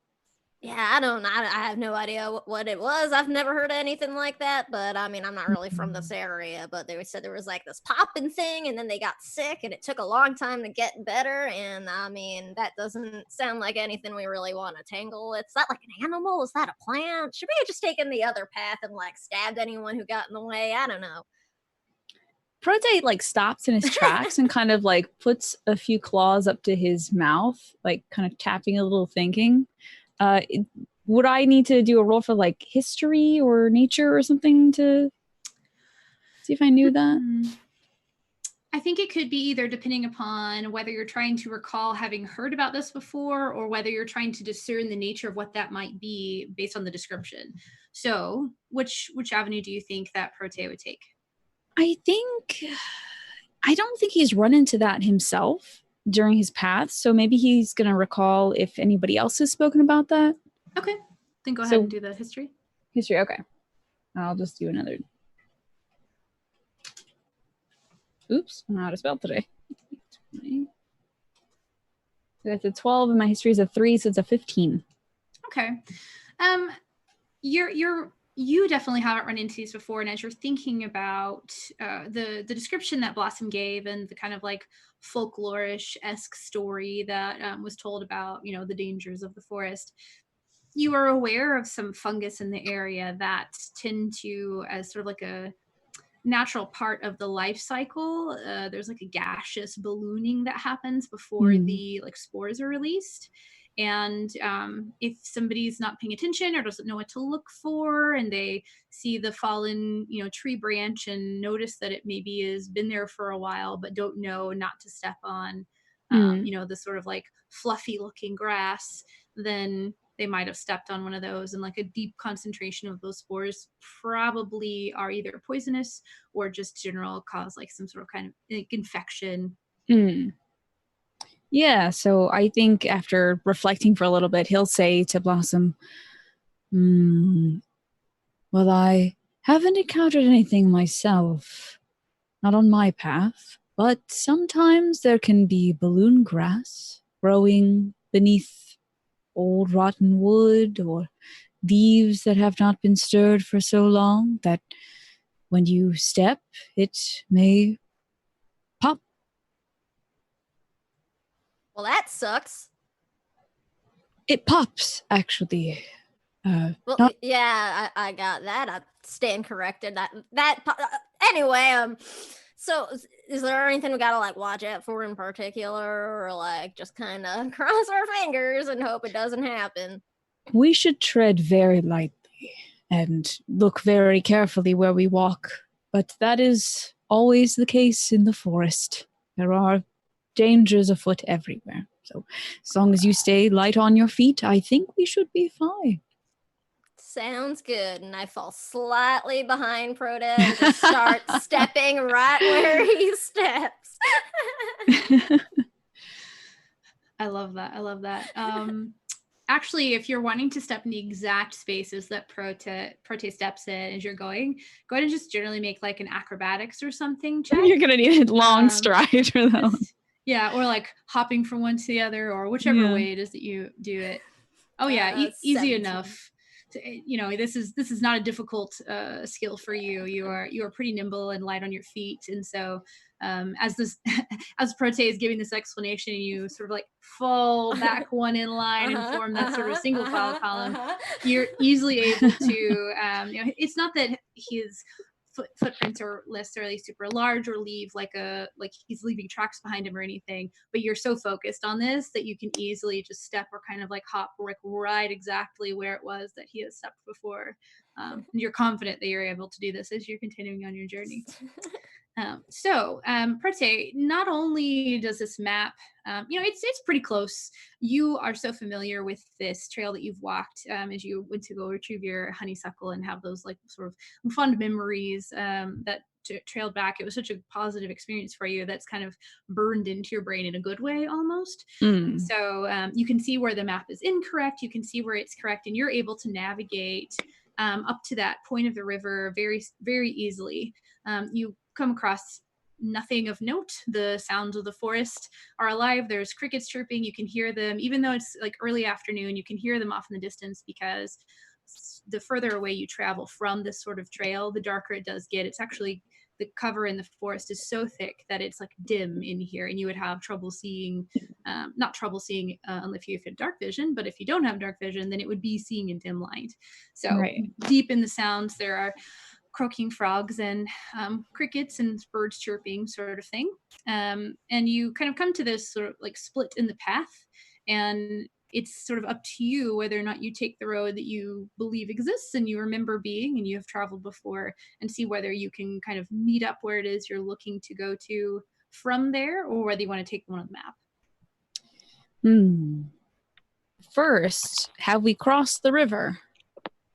If you would like to stop beforehand, you absolutely could.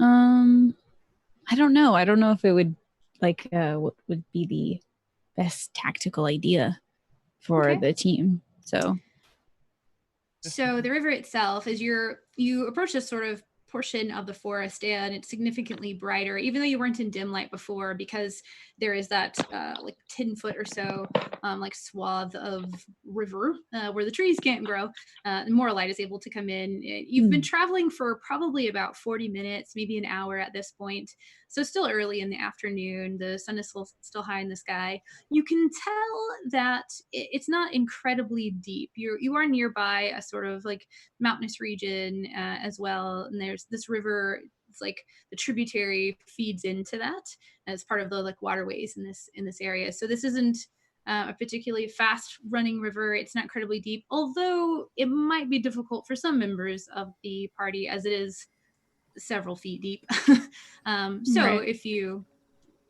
would like to stop and figure out the best way to make sure that Biscuits doesn't have to swim bodily across, then that's completely Biscuit is going to turn to Doroku.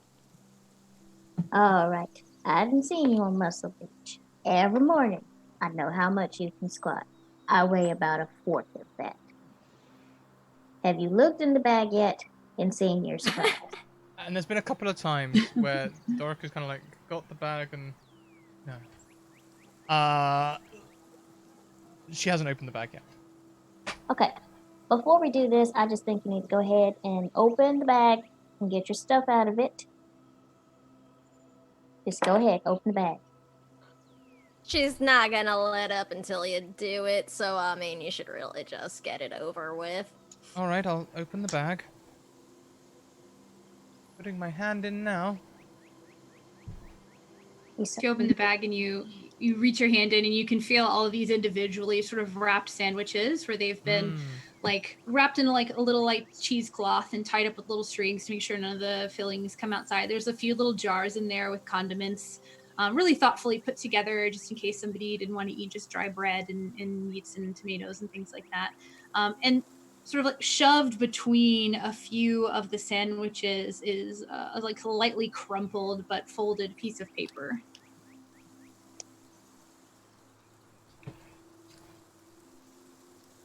What's this? Oh no, what is that? What could it possibly be? You should read it right now.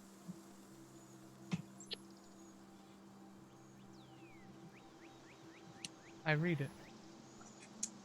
To open up this folded up note. Dearest Daruku Garnorath, I hope I spelled that right. I've recently been encouraged to express some things that I've been feeling to you in a way that I have not done so before. So I hope that this does not catch you unawares and impact you in any negative way.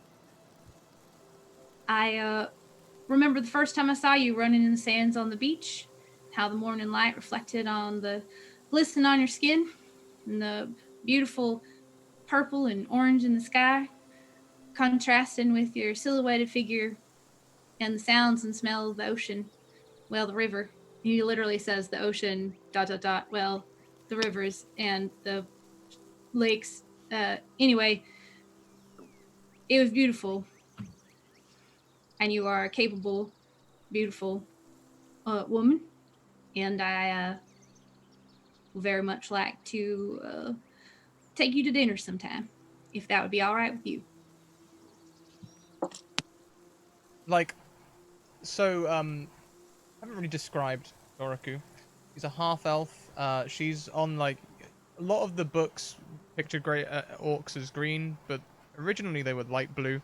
She's sort of an ashy blue, and you'll just see, like, some deep blue coloring her cheeks as she's reading this. And she's just gonna fold it up a whole bunch of times and be like, "Oh, it was almost nothing. Oh, almost nothing." She just like. You know, if you're hungry, that kind man took pains to make you some sandwiches with your kelp in it. Oh, so I got confused. And she's gonna plunge her face into a sandwich.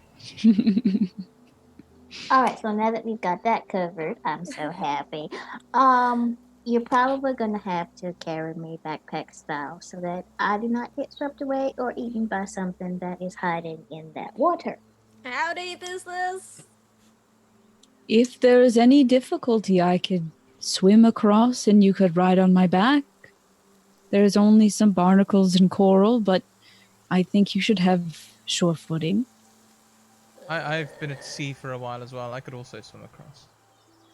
Blossom is like clearly pouting, and looks pretty much like you might expect a cat person might at the prospect of needing to swim across a river. How You far will across be is it? dry. I think 10 feet across. Yeah, the width of the water is about 10 feet. It's not incredibly fast moving, but you estimate, like as you're standing on the edges of it, it's kind of like that U shape where it dips down in the middle, and it's probably like 3 or 4 feet deep. Okay. It's not enough to have to full on like swim unless maybe it were You're a raining. halfling or something. Yeah, exactly. Okay. If you really despise water, you could just stand on my shoulders as I walk across. Or I could eat you. I mean, honestly, that kind of sounds like the most tempting option, not gonna lie. I don't think I'd be able to. Maybe I could jump 10 feet. Actually, I could. You can jump your strength score if memory serves, and my strength is 10, so. Yeah, as long as you get a 10-foot running leap. So if you took a few steps back and did a running leap, then you should be able to do that. That is absolutely what Blossom will try doing instead of anything else. She's like, that's all right. I'll manage. Thank you, though. All right, let's just make this freaking quick in case I miss. Has a snack, like some sugared nuts, and she's like, oh, this is something I will do. Prote is eating salted crickets as he watches. You got Yeah. this. You got this, Blossom. I know you can do it. I love Thank that you, everyone took out biscuits. snacks. To like watch me try to jump across a river. Go ahead Yeah. and do another acrobatics then. Cool boy. 18. Okay. Woo! So you take a few steps back, you gauge the correct distance that you need to be able to have enough momentum before your leap to carry you through. And as you start running and you take a few steps, you feel the soft earth under you move, and you realize that you're going to have to like course correct, or you might have fallen. And as you kind of like strafe slightly to the side where there's firmer ground before you make your final leap, you clear gracefully the 10 feet and land on your feet, on the other side, as cats are wont to do, with like a soft feeling in under your feet. Like the ground here is particularly like wet, and it's reminiscent of your right before you left and realizing that you're on like the banks of the river where everything's really muddy. All right, yeah, she's like, ew, ew, ew, ew, and like hurries the rest of the way to like drier ground, and is like, you just hear like really unhappy, like shaking out her like muddied like cat clawed feet, and instantly it was like, yeah, there you go, guys, it's not that bad, totally easy, and she's pulling out her flask again. Which is okay. You want to throw me? I mean, I can do if I could help us walk across. I don't know why you don't want my help. You just do so much, Protein. I just do so much. And we just ask so much of you. You done guided us, you done told us stories. I was just trying to give you a break. I'd love to help, but I won't put my claws in this one if you don't want me to. You want to throw me? We could just walk across the water. Okay. I need to take my boots off anyway. I don't think that'll be necessary. And Prote is going to use Water Walk. Awesome. Still been unhappy about that, honestly. This spell grants the ability to move across any liquid surface, such as water, acid, mud, snow, quicksand, or lava, as if it was harmless solid ground. Up to 10 willing creatures you can see within range gain this ability for an hour. I will also use it on Blossom, even though Blossom has crossed the water, just in case we run into any more yucky stuff that Blossom doesn't want to step in. But I shall Aw. cast Water Walk. And so you see Prote saying, he just kind of like closes his eyes and puts his claws together, and a little bit of like almost sparkling beading water comes out, and it disperses in the air towards Biscuits, way off into the bushes, to Blossom, and also to Doroku. And he says, all right, let's walk. And he just carefully strides across the water, and it ripples underneath his feet as he is attempting to walk across. Biscuits has gripped onto his hand or claw very tightly as she follows very carefully, just tiny steps. Oh my goodness, look at this, look at you. Well, you were just the most amazing thing ever. Oh, okay, that's just something underneath the water. We are walking. Just a little across. fishy, don't worry about that. We'll just get across this, and I I'm want to in my spear the element. fish with my javelin. Make an Sorry. attack roll. I'm sorry, I just made a fish for you, Katie. Nope, you're fine. Nat 20. I want that fish. Okay. Oh my There was God. absolutely a flick, like a flick of movement under that Biscuit saw, and your instincts just took over, and you grab your javelin, and you're able to, because you've done this before, you know that the spear will look different under the water. The water causes it to not be exact, so you know that you have to aim slightly to the side in order to spear it, and you cleanly spear a salmon. As it's colder right now. We're heading on into fall, and they're doing their river run thing. I think that happens in the fall. I think that's something that I know is real.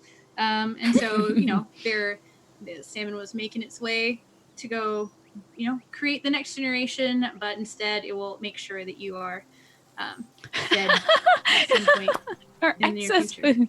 Yeah. Oh, that is wonderful. I mean, we've got all those sandwiches already, but in case, we want to sit down and cook something up or trade it, we could. Or eat it Oh. with a sandwich. Or we can take it back. You saw the village. They were poor. There we go. We can go ahead and save that. Good job. They're across by now, right? Yeah, it's only 10 feet. She's just like, okay, that is the first time I have ever walked on water before. I feel like I should do something, say something. Thank you, water, for letting us walk on you. Oh my goodness, that was scary. And Biscuits, it was a bit like walking on really firm pudding. Like you could feel it give way but be solid. It's very like non-Newtonian, although I don't know that Biscuits would know what non-Newtonian is. But that's what it was like, walking on firm pudding. It was an interesting experience. We used to, I have a cousin named Pudding. And he got into this fight with this blob. I'm not good at telling stories like Protein. Is that so, a blob? Yes, this blob. And sadly, this blob also tried to go to the gym and accidentally tried to use the leg press. It was a whole mess. But it was kind of like when we were stepping on that, trying to get stuff cleaned up, except a little firmer. Yeah, that's amazing that you can do that. I'm so glad that you learned that so that no one had to throw me or carry me. I'm used to either just being hauled under an arm or tossed, like a sack of taters. So that was something. I saw that it was a great trouble for us to touch water, and I thought, why not just not do it? Yep. Blossom, how you doing up there? I'm just fine, thank you. We just walked across this water here like it was pudding or something. Yeah, but it's not pudding, it's still water, and I'm sure it was great fun and everything, but I like my way good. My way was good too. I didn't have to touch it or fish. look at it. You did get a fish. That is useful. I do like fish. See, I don't like going in the water to get it, but I'll buy them, in a store like a normal person. Aren't Blossom, they we less fresh? Yeah, It's worth it to not have to touch the water to get them. I don't know what y'all are missing about that part. yeah. It's the Well, convenience fee. yeah. That's why I have to go get all the fish when, bossing them while rooming up because she don't like to go get them out the water. She likes to go buy them and they've sat and you don't actually know where they come from. If you let me know, perhaps me and Doraku could catch you some fish. I catch lots of things in the sea. Yep, let us That's very kind discuss. of you. Yep, we can go get some. Look at this, Blossom. We are making connections and everything. We're gonna get some fish. But first, we've got to steal a stone. So, That's right. We gotta save this town first, right? Because, I mean, no point in sticking around if they can't grow their own food and stuff. Won't be many fish if that stone is not brought back to town. True that. All right. Well, any idea how much further we gotta go from here now that we're across the river? Good question. So, based on your knowledge of the area as well as the map itself, even though you have kind of like diverged from the path they suggested, this one seems to be a little bit maybe more direct towards where you're going. So you're probably only about another 30 minutes walk or so. It's not terribly far outside of town that your hopeful destination is. You're still not exactly certain what you're going to find, except they think this is where the greenstone is held. Because the meetings that Lilibel has with Morgan Gutless are nearby this area. So, would we be continuing, in a straightforward fashion, or is there any difficulty ahead of us? Any kind of brambles or thick trees that we need to kind of navigate around? So up to the point that you're familiar with, it's more of like a either older game trail that wasn't traveled as often, or excuse me, it has been traveled some time, or it's just not been traveled as often. And for most of that way, it's pretty clear, just like the way here was. What you might find at the end is like a little bit up in the air. What might be like beyond that honeysuckle bush is a little unclear, but you know that there's another path there. You know that the dangers in the forest are usually naturally occurring. There aren't stories of like terrible monstrosities or anything from here, and it's a forest that doesn't have the sort of history that there's like terrible sentient trees that will come out and snatch you up or anything like that. So normal bracken type stuff, if anything. You don't know of any like terrible vines that like populate any portion of the area that are covered in like massive thorns or anything. It's a forest. It's hard to say what might be there, but you don't expect anything like incredibly cumbersome along the way. All right. Well, up this way is the honeysuckle bush my mother would take me to back when I was a little hatchling. But perhaps if we continue to the left on that old beaten trail, we may find what we're looking for. Sounds good to me. I mean, I'm fairly familiar. I'm sure I recognize this old beaten track from somewhere. Now that you like are here and Prote is essentially like, you can go with this or you can go with that. You're having these memories of having like wander off into the forest by yourself when you weren't supposed to. Would you say that you were probably like a headstrong child or more just like adventurous? Headstrong tomboy. Headstrong tomboy. So you were told not to go in the forest at all, of course, especially as a child. And you absolutely, at the first chance you could, and you felt confident and could overcome your fear of it, you went wandering off into the forest. And because you didn't really know where you were going, it was difficult to connect where you knew the path started to this point that you're currently at now. But now that you're here, you remember the first time that you kind of wandered off in here and were lost for almost a day maybe, and then made your way back out and everybody was happy to see you again. It seems that you had followed the sort of main path around to the right, and you know that it as far as you went along it was just kind of a game trail, and you saw little rabbits and squirrels and a couple of foxes, and you heard some sounds off in the distance that sounded like something maybe bigger or whatever. But you don't really, you saw this other sort of branch, but it didn't occur to you in the initial journey that was going to really lead anywhere. And then in subsequent times when you would sneak off into the forest, at this point out of defiance, because you did it once and you survived and you're fine, you remember coming across this and kind of like venturing down a little bit. But there wasn't anything more or less interesting about this path as far as you had gone on. So it's difficult to recall anything in particular other than now that you're here and seeing it, you're like, oh yeah, this is the place. This is where I ended up sleeping because I couldn't figure out where the river was on my way back, and I eventually found it, but I had to sleep here. I've slept in that tree.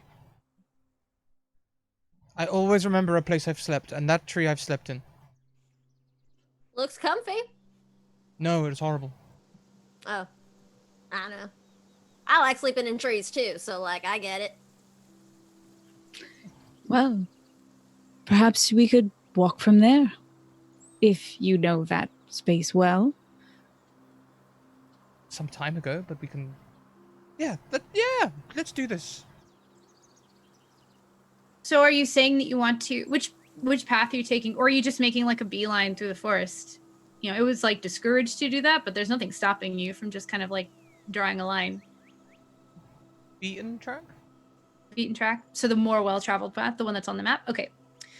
So you follow that pathway, and as you get deeper into the forest, you can see that off of this main trail, it really does start to get almost just dark, like far off in the distance. It's really, really dim light in there. You can still hear the sounds of the animals around you and the soft rustling of the leaves as the wind blows slightly, and just sort of like the natural surroundings.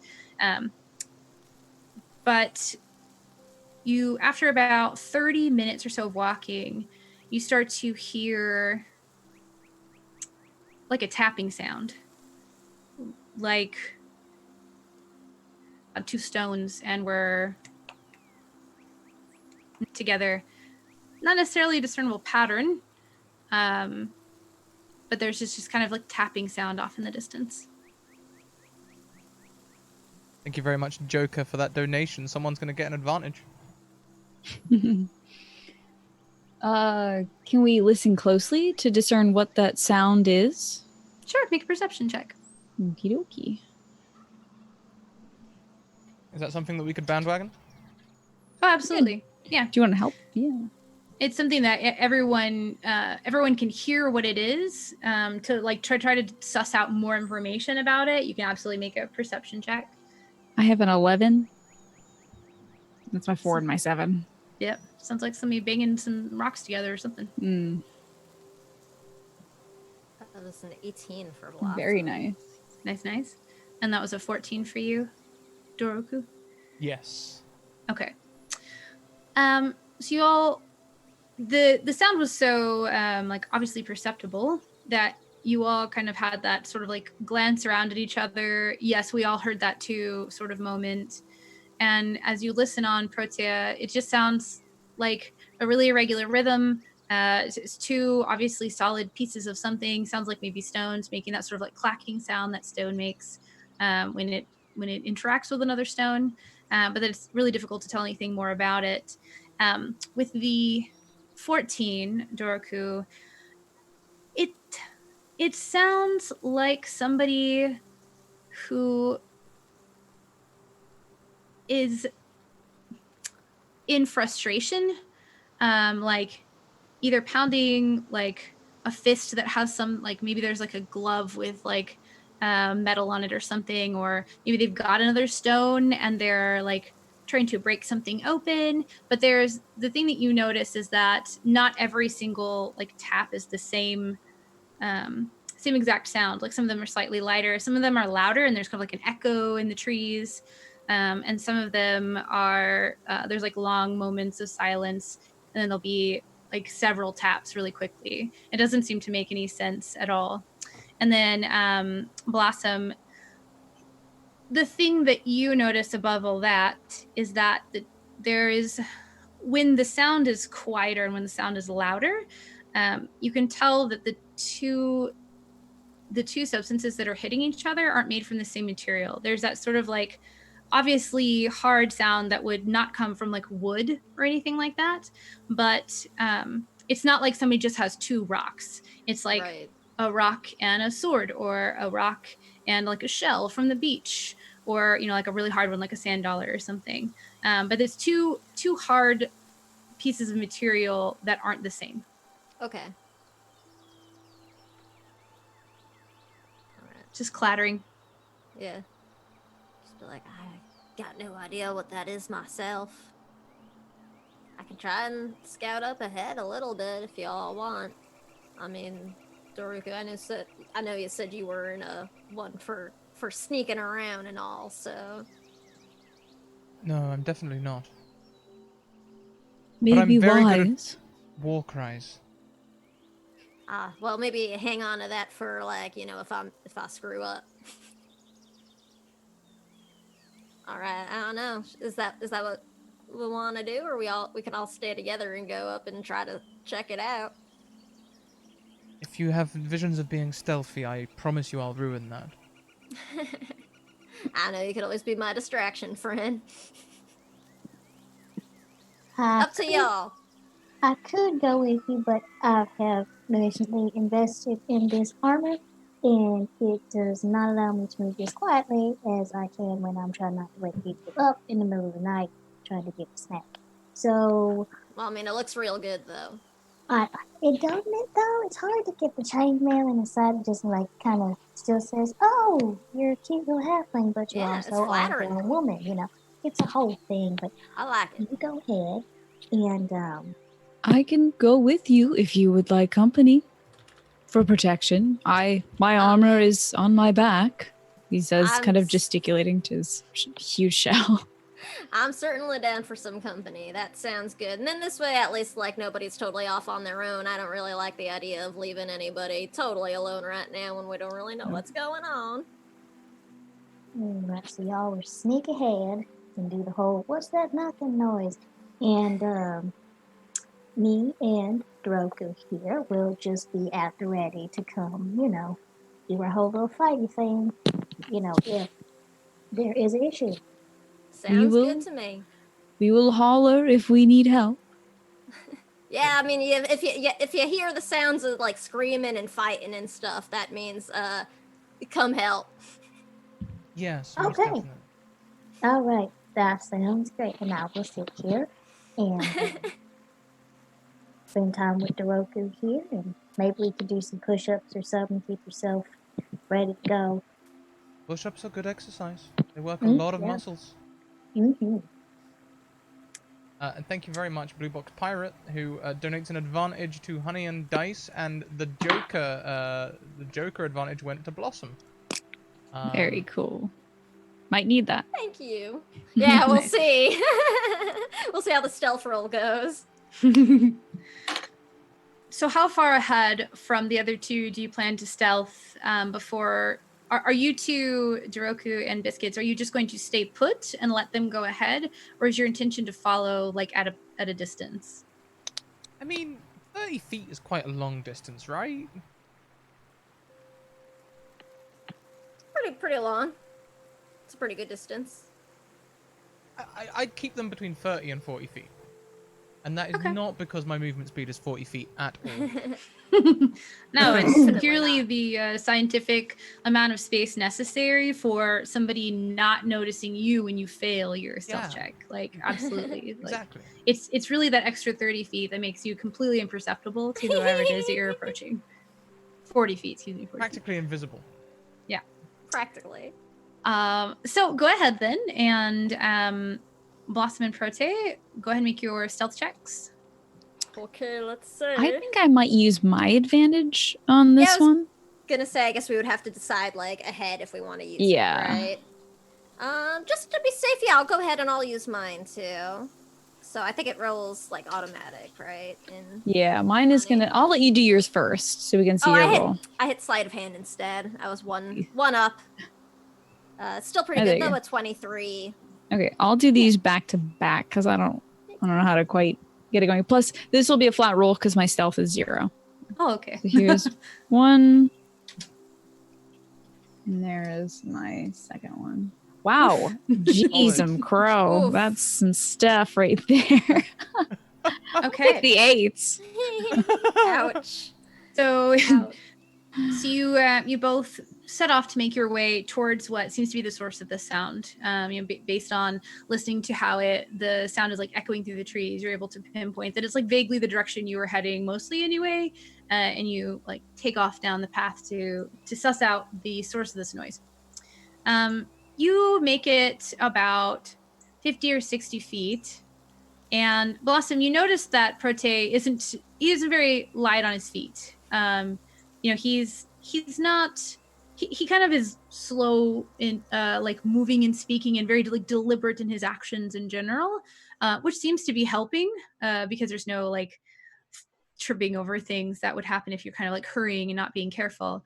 But there's just like the snapped twig and the shuffle of leaves and the sort of like light sounds that come with somebody obviously taking steps. And at first they're not really that bad and you think that everything's going to be fine as you sort of like deftly pick your way over all of the dry things that are going to crunch and all the wet things that are going to slurp or make you slip or anything like that. And you can just hear the steady sort of crunch and snap and shuffle as you continue to move on. Prote's more used to moving on sand and underwater where sound doesn't really matter. You know, so he's just kind Blossom's Well, then having it- regrets. of The faint smell of like honeysuckle drifts in. You know that where you had gone specifically was where one bush was, but obviously there's probably more in the area. And so it's a little bit distracting actually as it kind of like blows in on the breeze and it brings back those really like lovely childhood memories, hatchling memories of these journeys. He lets out a contented sigh like, ah. Blossom's just Sorry, swept away with the memory. And even 40 feet back, the two of you can like see this happening. Like, okay. And you travel for a few more feet and the sound starts to get like louder just in the sense of like you becoming closer to it. And then go ahead, both of you, and make perception checks for me, the two in the front. 10. I'm not the wisest. I got a 16. My perception is a 7. Nice. So, Blossom, you're picking your way deftly through, and you're like it's a little bit distracted maybe by the shuffle and the snap and the sigh, and now you're kind of focusing on all this noise that Prote is making, and you're watching ahead of you, but your attention is like focused on that. And although having a little bit harder of a time making less noise, Prote, you had this sort of like fond memory of this honeysuckle come to mind, and then oh yes, I'm on a mission currently and I need to be taking care of that. And you see off, so the darkness of the forest that's off to like either side of you seems to lighten up a bit, literally, about 40 or 50 feet in front of you. There are some large bushes here. It's not honeysuckle. It's not something that looks like it's manicured or intentionally placed, but it does look like there's a lot of really natural sweeping crawling growth up these trees in this area, and it's almost created like a wall that you can see a bit through, but you are still a little bit away.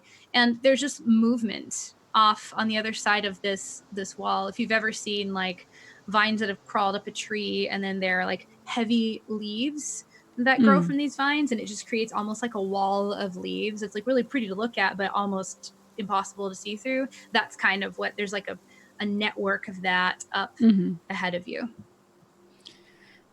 Wait, Blossom, he says as quietly as he can. And he kind of takes a little pause in his shuffling. I believe I hear something beyond those leaves. and see some movement. Can you tell it what it is or who it is or anything? Can he? Was it humanoid forms or?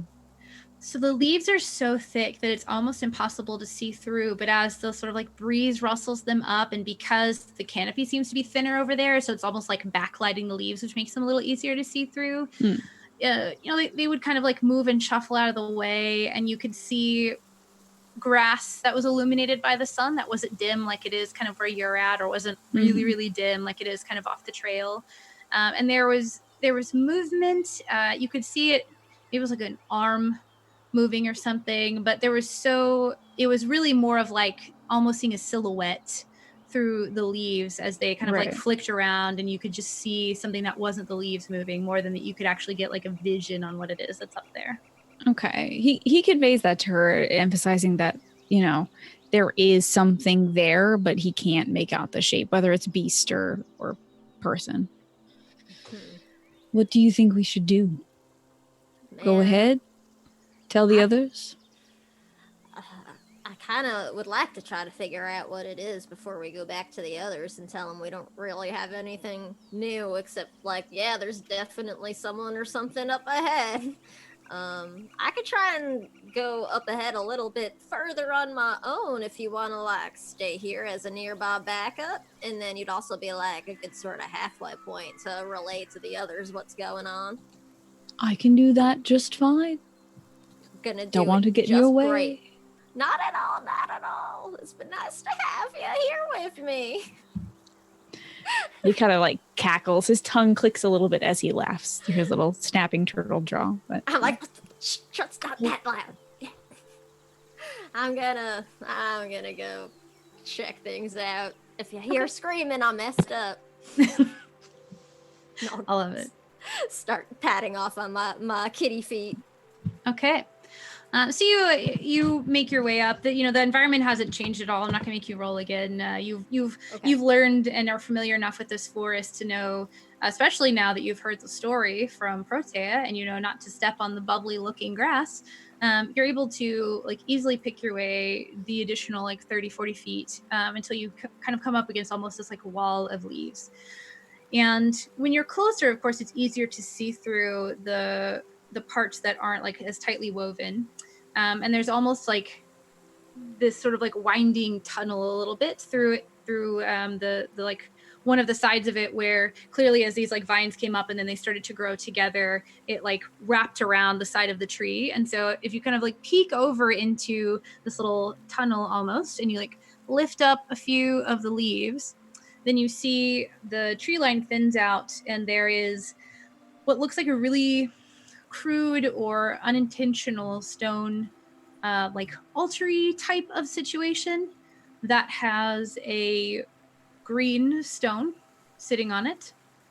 There is a person standing over that. Their face is slightly illuminated by the light from this stone. And I'm gonna show you a handout. They're elven featured. Difficult to say whether it's a high elf or a wood elf. They have fair skin and dark hair. Their hair is pulled back into what looks like a bun, but also really messy. There's like the baby hairs that are coming down, but there's also just like a piece on the side that just isn't up for whatever reason. Like they like haphazardly put their hair back and didn't manage to like capture all of it. And then I'm clicking all players. There we go. Now it should pop up. Okay. You see something glinting on their hand, and they're kind of like almost like curl poised over this stone, and they're looking at it, and there's this illumination, and you would be really focused on that if it weren't for this like knocking sound that was what drew you to this area in the first place. And as your eyes like scan the zone, you see what looks like a wall of fungus or something.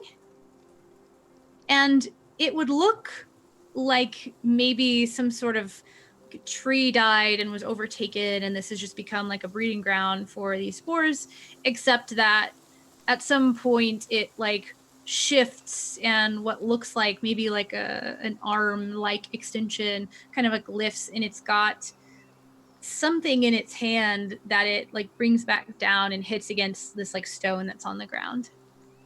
Just making these noises. I do not like that.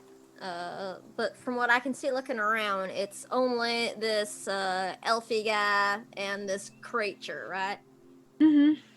Yeah, the it's like almost a small clearing, and this is the side that has this like wall of foliage on it. On the other sides, it just kind of like fades naturally into the forest. So it's almost like lucky that this is the avenue that you chose to approach it from, because otherwise it might have been easier for them to perceive you as you came up. But you do know that means there's like a modicum of like cover for the less stealthy members of your party if they approach from this side as opposed to a different side. But you don't like it gets to it gets to the point on the other side of this like little clearing that the light dims again from the cover of the leaves, and it's difficult to see too far, but immediately this is the only movement or like creatures that you can perceive other than like squirrels. Okay. Awesome. All right. Blossom is torn about whether she wants to try to do something stupid or not, but I don't think it'll actually work. So she'll sort of quietly start sneaking back to her friends, and we'll sort of like wave Prota on to meet up with the others, like while they're still coming, I guess, and we'll just kind of meet halvesies. And I'll be like, all right, so I think I found the stone, right? Big glowy like green stone sounds about right.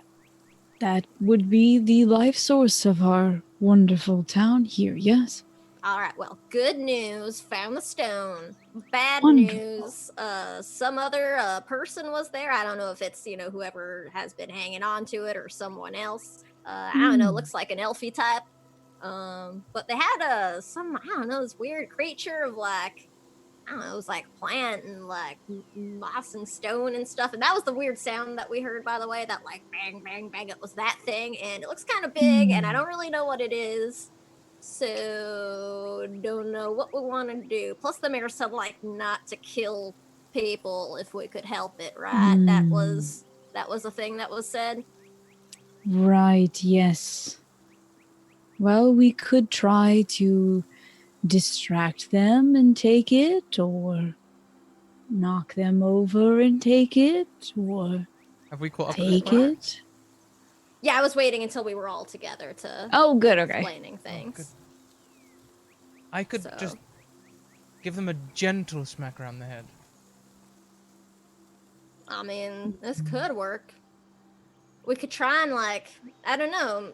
I have a feeling we might be able to distract this like, big creature thingy, like I haven't seen what that is, but I mean, I've definitely seen the like, weak magic-y type has like big creature trying to protect them while they're doing weird things. Oh yeah, there's like this weird altar looking thing too. Really creepy. Generally not a good sign, but I don't know what they're doing exactly, or if there's going to be like more company coming along or whatever, but I bet we could probably distract at least the big old creature. I can't think of an alternate plan. I see what you did there. I liked it. Anyway, I hope you live. So what you're telling me is somebody's in there, they got the stone, and they have got a pet wall arm thingy. Yeah, pretty much. And we have to get the stone. Yep. But we cannot kill the person that you have described as Elfie. Elfie, yeah. Okay. At least they're not cannot. Yeah, I mean, we were discouraged, I think, from killing, right? Like, she wasn't like, definitely don't do this. This is my impression of the mayor. But she was like, like, hey, maybe try, like, not to do this. I don't want to do the paperwork and explain it to everybody, right? That was, I kind of got the sense it was more of the bureaucracy of it all. Okay. Well, we have to go in there and do something. So somebody's going to end up unconscious. And hopefully we can manage to do that without, permanent damage. And somebody's got to distract the arm thingy, which has me a little bit disturbed because you just said an arm creature thingy. And that's about as descriptive as It's Elfie. like this tall creature thingy made out of like plants and like stone and stuff, and I don't know, it was weird. I haven't seen anything like it. myself. So Is it big? Is it little? Is it was sideways? it was like bigger than a human kind of sized thing, right? You're muted. I forgot I muted myself. It's still a medium-sized creature. Okay. But it's it looks the description of it's like a tree that's been taken over by fungus. It still has that sort of like really thick sort of like, this is not a large creature by size category, but it's not like It's like a leafy bulky. willow tree. Yeah, it's like a big hunk of thing. Okay, all right. You're describing something wooden. I have an axe. These problems are answering themselves. Alright, so I think we just need to go in there, do our job, get back, because somebody has a day. I can, the way it was set up, it was like there was that wall, and it had an entrance from either side, from what I could tell, right? Yeah, this is just like a zone where these like vines have kind of like taken over, but it's not even like, it doesn't even look like it was purposely made. It just happened to be there. All right, because Blossom would like, if it makes sense based on the way everything is set up, to propose most people focus as the distraction, and Grabby Hands McRogue will try to steal the stone when no one's looking, and then stab anyone as needed. I can provide distraction as needed. I'm very good at that. Excellent. How does it sound? Make extra doors if we need them. Make extra doors? I like that. Biscuits, what do you think? Alright, do you want me to help you with the elfie dude, or person, or them? You did not, you just said elfie person. That's all I know. Y'all know about as much as I do. They look pretty cute. It's very difficult to... Okay, a cute elfie person. Can we put two and two together? Probably describes everybody as looking pretty cute to Biscuits, though, so... Okay, let's just go. Do you want me to help you, Blossom, or do you want me to help them make doors and distractions? I mean, if we're looking for a big distraction, I guess you're probably going to be better off kicking some butt with the others. But if I mess up, I'll call for some help. It wasn't that huge of an area, right? Like, we would all be sort of, like, close enough to, like, help each other. Yeah, like 40, 50 feet in diameter, like not a perfect circle because it's a clearing in a forest, but it's like it's a small place. And yes, 2 and 2, you can definitely put 2 and 2 together because this X was a rough estimate. Lilybell only vaguely knew where she thought that this might be kept, or where Morgan spent most of his time with it, because one of the things that she mentioned, or I was intending to mention, was that Morgan is rarely at his estate. He's usually off in the forest with the greenstone, and it's a big secret where it is. So you didn't really know where it was going to be necessarily anyway. And so why else would there be somebody here with a greenstone if it weren't him? I think by this point, Doroku's kind of like thinking, well, this problem could be solved by now. And this is going to be... She's trying to channel the irritation from like us not moving into a bit of an anger. So like, I'm going to start pre-raging and maybe start just running. Just running. Okay. Alright, I guess we're starting then. Oh, alright, there she goes. Alright, I'm just going to... And Biscuits is going to unsheath her 2 swords from her back. One is a silver, and one is gold, and one is engraved in halfling. It says honey butter, that's the golden one, and the other one is engraved in halfling, and it says gravy. Because sometimes she feels sweet, and sometimes she feels savory. Oh my god, I love her. A couple of twirls, crack her neck, and just take off after Doroku. I love Blossom's just like, oh man, I hope I can catch some of that. All right, let's go. And I'll start like going the other direction. Okay.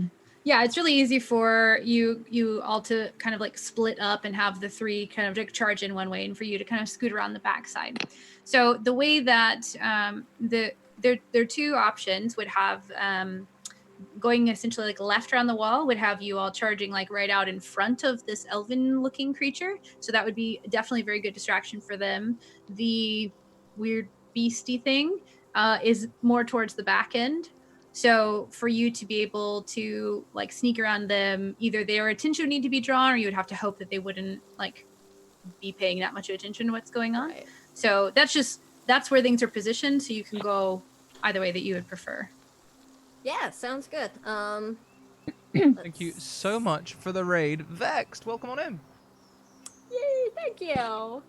Yeah, I guess Blossom will just go whatever opposite way the rest of the group went, pretty much. Yeah, so. that's fair, actually. Like, Doroku, which direction did you charge? Because you just kind of took off, so... Beeline. Beeline? For the stump? The stump guy? Straight towards, Elfie guy. Yeah. That's where the stone is, right? Just, Okay. You know. So you're going in from like, let's just say like the south, whereas I think Blossom is trying to circle back around from the north and try to sneak up behind them or something. I think so, yeah. Mm-hmm, essentially. From the Elfie guy's perspective, from the moment Doroku bursts from the brush, it's just going to be about 180, 200 pounds of muscly orc woman screaming with a large axe in her hands. Yeah.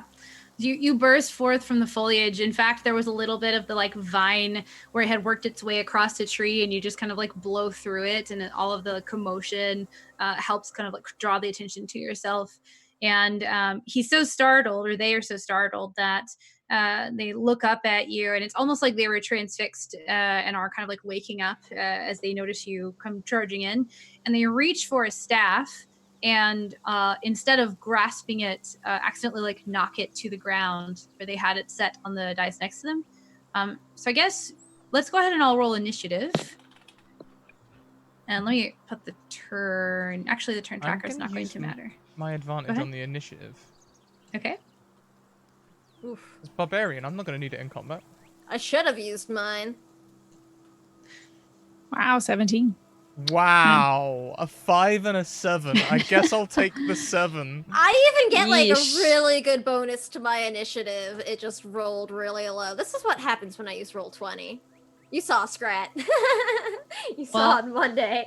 I think I rolled almost even worse than everyone. Oh my gosh. Oh my Okay. god. So I'm we've sad. got... I'm the worst to backseat. Although actually in this case it's probably just as well because I need to wait for the distraction to like do anything. What is your dexterity? Biscuits. Oh, I thought I was muted. Let me check. My dexterity is a +2. Okay. So you will go ahead of them.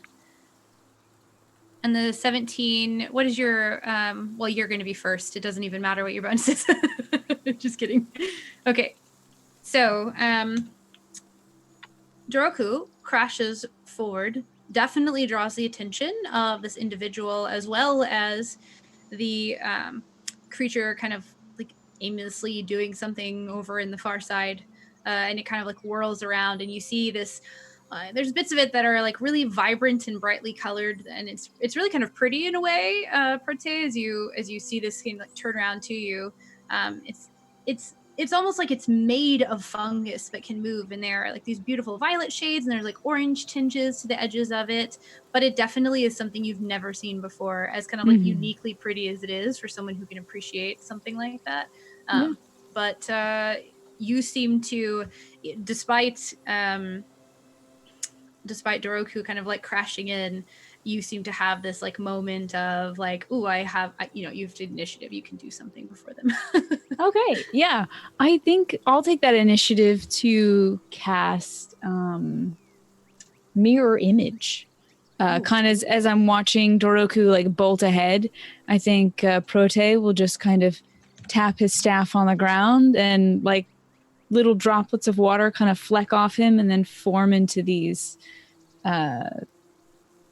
strange images, kind of fusing, taking shape, mimicking his own. So he just kind of strolls behind Doroku and waves to the fungal monster that he sees, seeing if he can get its attention. Okay. As he's entering the area.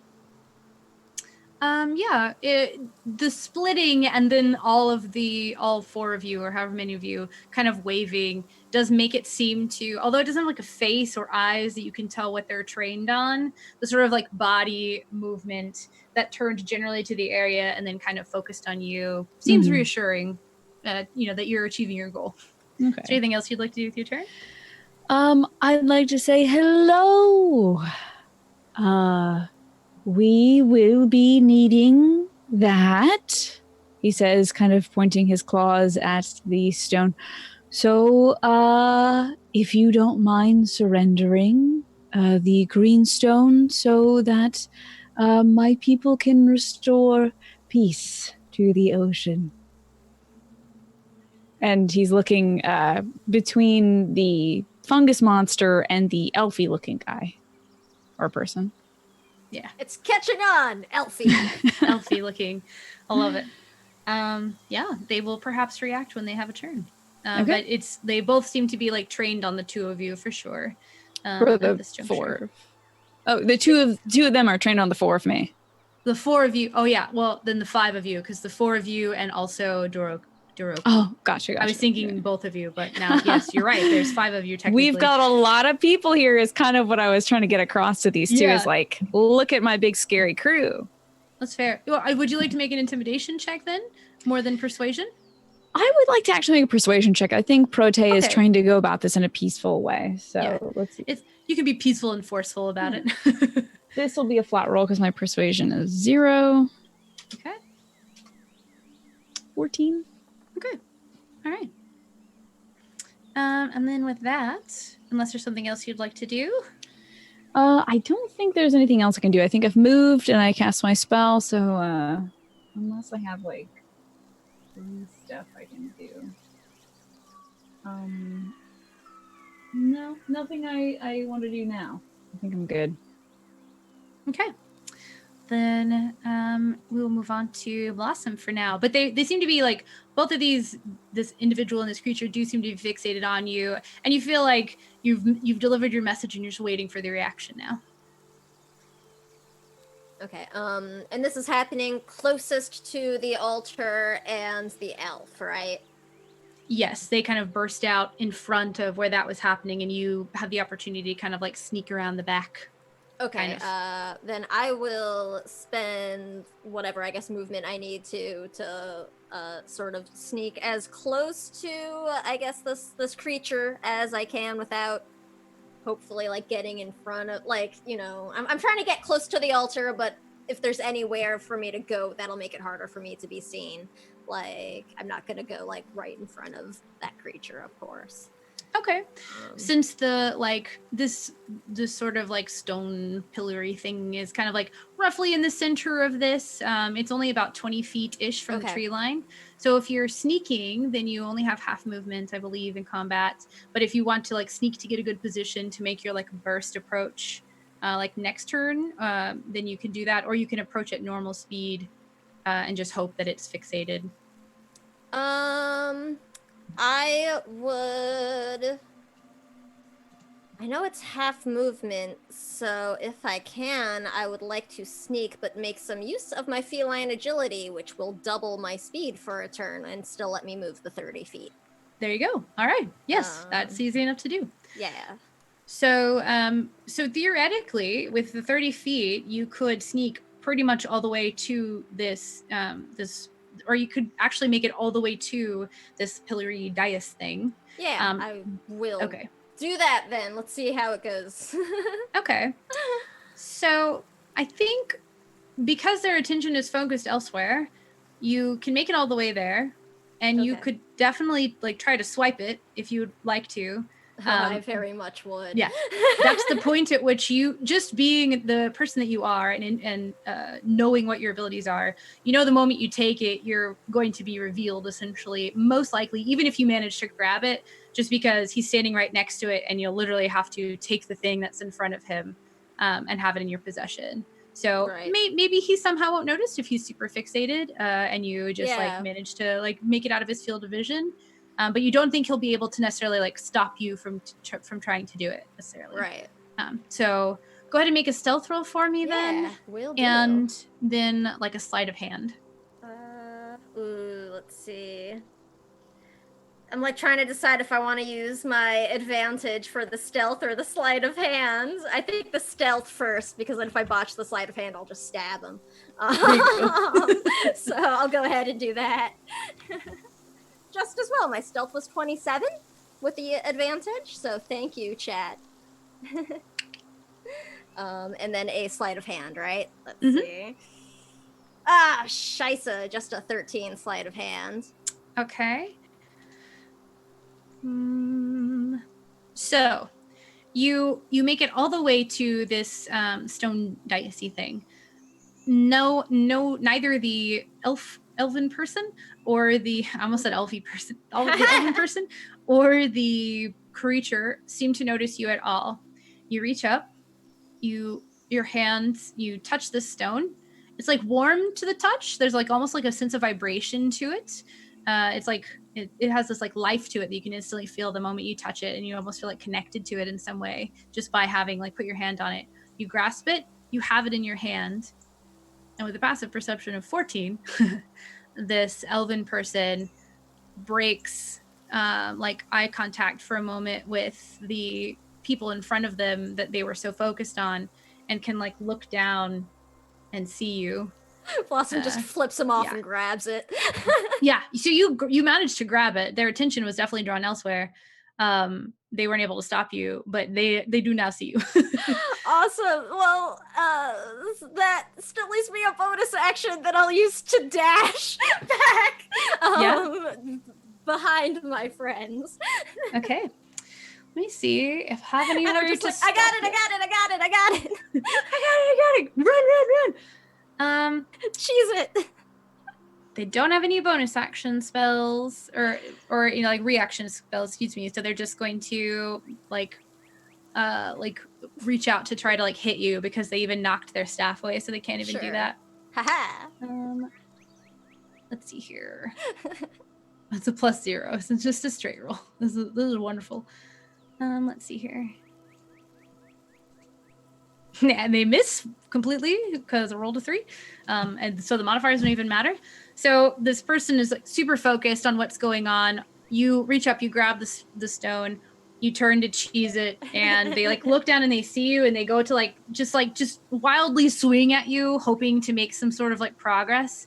And you're zooming out of the area. And Biscuits, you can see this even though you are like still making your way up there, having a slightly shorter movement speed than everyone else. You can see all this happening, and so can you, Prote and Doroku. That Blossom just like grabs it, like makes eye contact with the guy, and takes off running back into the trees. Okay. Bye. So, at that point, it is going to be his turn. And as you are running away, it was only 20 feet to the tree line. Which direction do you head for your additional 10 feet in your dash? Or do you still get your feline agility with your dash? It is doubled for the turn, actually. Yeah, so then you'd get your 60 feet of movement? Yeah, I'm just gonna be moving, trying to like get behind my line of friends who fair. are all much larger and stronger than me.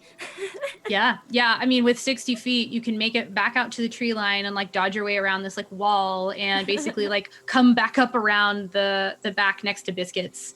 Where yeah, like, I do that. they charge That out in sounds cool. front. Yeah, and you make it all the way there and back in your one turn.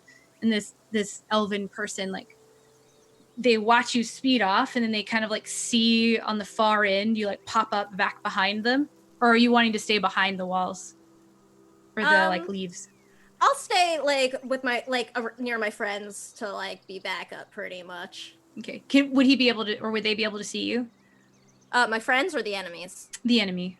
They would still be able to see me, yeah. Okay. Yeah, so you like pop up back over there, and you see this like confusion on their face, and they reach down and they pick up this staff, and they just hold it up in the air. And does anybody speak Elven? I do, actually. Okay. You hear this person say a few words. Do you have any magical... I do not. You don't. So you hear them say a few words in Elven. It doesn't really make sense what they're saying necessarily. But the skies darken. And let's see here. I'm like, oh, that's never good. Yeah. There's almost like this like cold wind that whips through the area as a lightning strike. Let's see. Storm cloud appears, blah, blah, blah. I think it might be all of you. Choose a point you see within range. A bolt of lightning flashes down. I'm doing call lightning. Each creature within 5 feet of that point must make a dexterity saving throw. So, Prote, did you rush up right next to Duroku when they burst out? Did you kind of like come out right next to them? No, I don't think Prote really rushes anywhere. I think Prote was kind of sauntering out. And so I would say they're halfway between Duroku and the concealed party members. Okay. Back in there, so. In that case, then it's going to be just everyone who's still kind of like back at the like clearing-ish area that's next to Blossom. Make a dex save for me. Is there any way I can use absorb elements as a fellow druid to assist in this? Does absorb elements like? Can you use it as a reaction? Yes, I can. Then yeah, what does it do? You might be able to. I capture some of the incoming energy, lessening its effect on you and storing it for your next melee attack. You have resistance to triggering damage type until the start of your next turn. Okay. Yeah. Yeah. So I will, if I may, use that as my reaction to lessen some of the damage. What do you lessen it by? Let's see. 1d6 for every slot above first. So I can cast that at the 3rd level. Okay, go ahead and is there like a save that you have to make or anything like that? Let's see.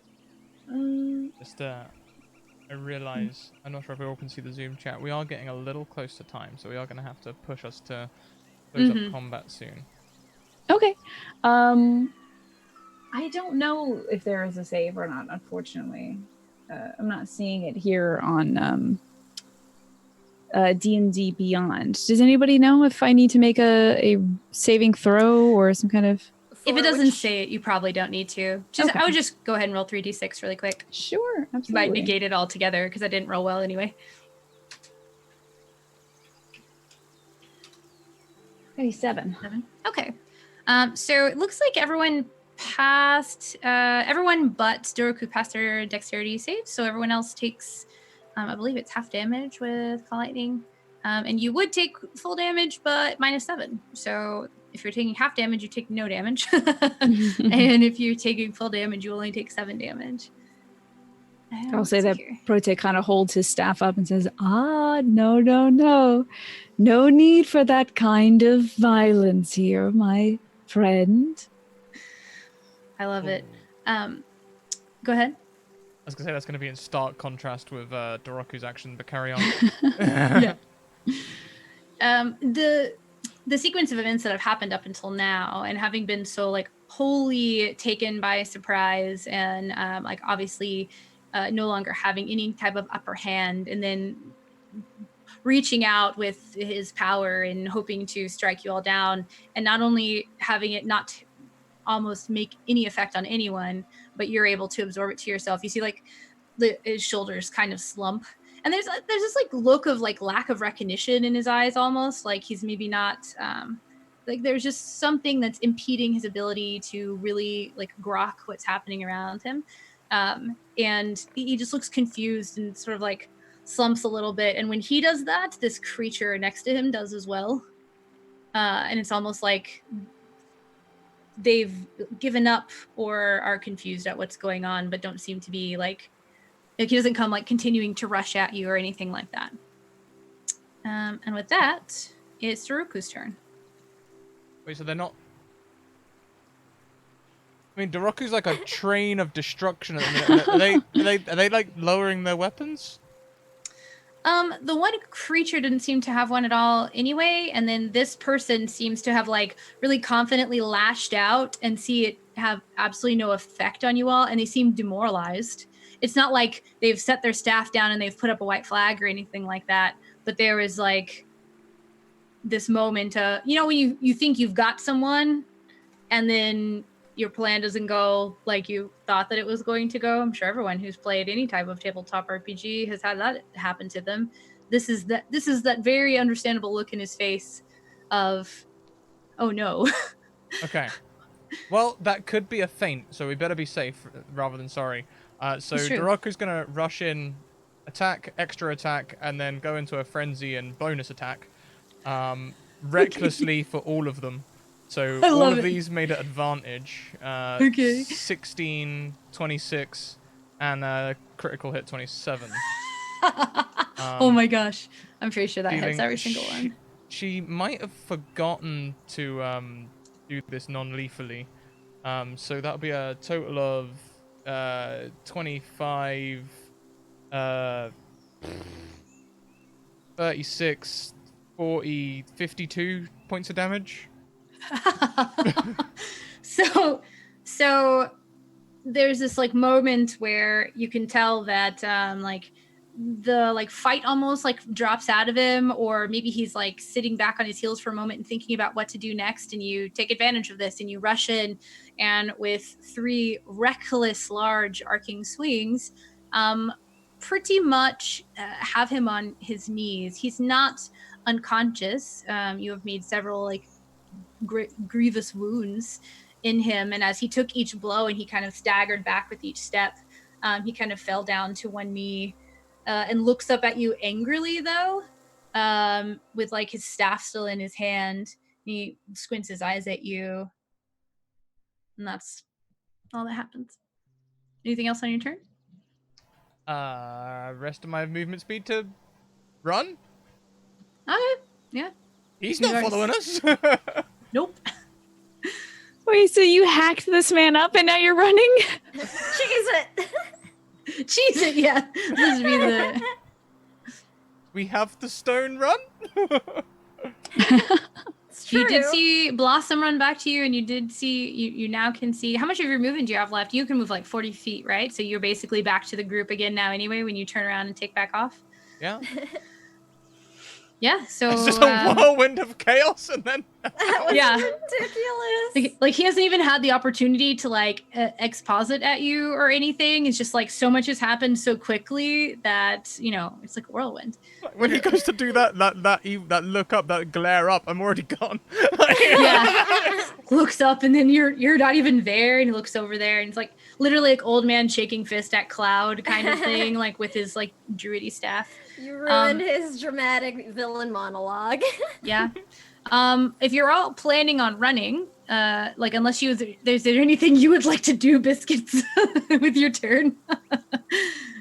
No? Okay. So basically it comes to you having like rounded the side of this wall, and you see all this unfold, and then everyone has like grouped back up and you're already away from them. So if your plan is to choose it and make it back, that's totally like potentially feasible. And we can like drop out of combat, not make you move like each one. Yeah. As you turn tail and like run back, are you planning on running the whole way, just to like make distance, or a good amount of time, I should say, just to put distance between the two of you? Then I'll just we have would want to hoof it for a while at least, just to. Yeah. I think we may need to epilogue the session. It's coming up for 5 minutes until the next show. So Yeah, we I need was gonna say, if you just like take off running, then you make distance. Because you made your way here so easily, you're able to make it back to town. When you turn over the stone to them, Lilibel is really confused as to why, like why he just like gave it up, it seems, or why he didn't follow you and what might come in the future. But in the meantime, they have this, and it seems to be just as healthy as it's always been. So they're hopeful that this will help them in the future. And she is really appreciative, and there's like a big to-do in the inn for you all that night, and pretty much everyone is really thankful for your Especially Bun. assistance. Probably. Yeah. We'll have to find out another day. That was so fun though. Yes, thank you. I'm sorry we had to rush at the end. No, it's okay. Amazing one shot though, Katie. Your descriptions are amazing. Seriously. So descriptive. It's utterly fantastic. Let's whip round. Let's do a quick wrap up, and we will get the next show ready. Let's go the opposite way around and start with the Sam Wisest. Hey everyone, I am Sam. I am at the Sam Wisest on Twitter. I am SamWise_GameG here on Twitch. I'm a disability advocate and a TTRPG streamer. Most of what I do is with Heroes Without Limits, which is a channel by and for disabled, chronically ill, and neurodiverse gamers. I'm going to be running Tales from Thra starting next Thursday. It is a Dark Crystal set 5e game. I'm really excited for it. I'm also very involved throughout the Chromatic Chimera. You can see me Mondays and No Initiatives Eberron game, Red Skies by Night. Wednesdays, I play in Agora's Bells, in which I actually play Blossom, who is an 8th level swashbuckler warlock in that game right now, because if you can't tell, she makes life choices that have bad consequences. And you can also see me in Steam Spell over there, and I think right now that is pretty much all I've got going up, but we are going to be having some casting opportunities, I think, for Heroes Without Limits coming up soon, so check that out and keep your eyes peeled. Fantastic. Thank you, Sam. Next round, we have Tina. Hello, I'm Tina, and I've never played as Prote before, but I love him very much, and I want to keep him in my back pocket for another day, especially if we decide to continue this lovely storyline and see the Ballad of Doroku and Bun unfold further. I play D&D on Wednesdays on Madame Gandalf's channel, and I play video games pretty much every other day of the week. Besides that, and indeed including that on It's Tina, which Scratticus was so kind as to link. So yeah, that's me in a nutshell. It's me in a nutshell now. Anyway, the old joke. I will pass it back to Scrat so you can guide the conversation. So much, Tina. It's been a pleasure having you again. And next round, we have Honey and Dice. I'm Honey, aka Honey and Dice. You can find me on Twitter or on Instagram as Honey and Dice, but there's nothing on Instagram. I just wanted to reserve the name.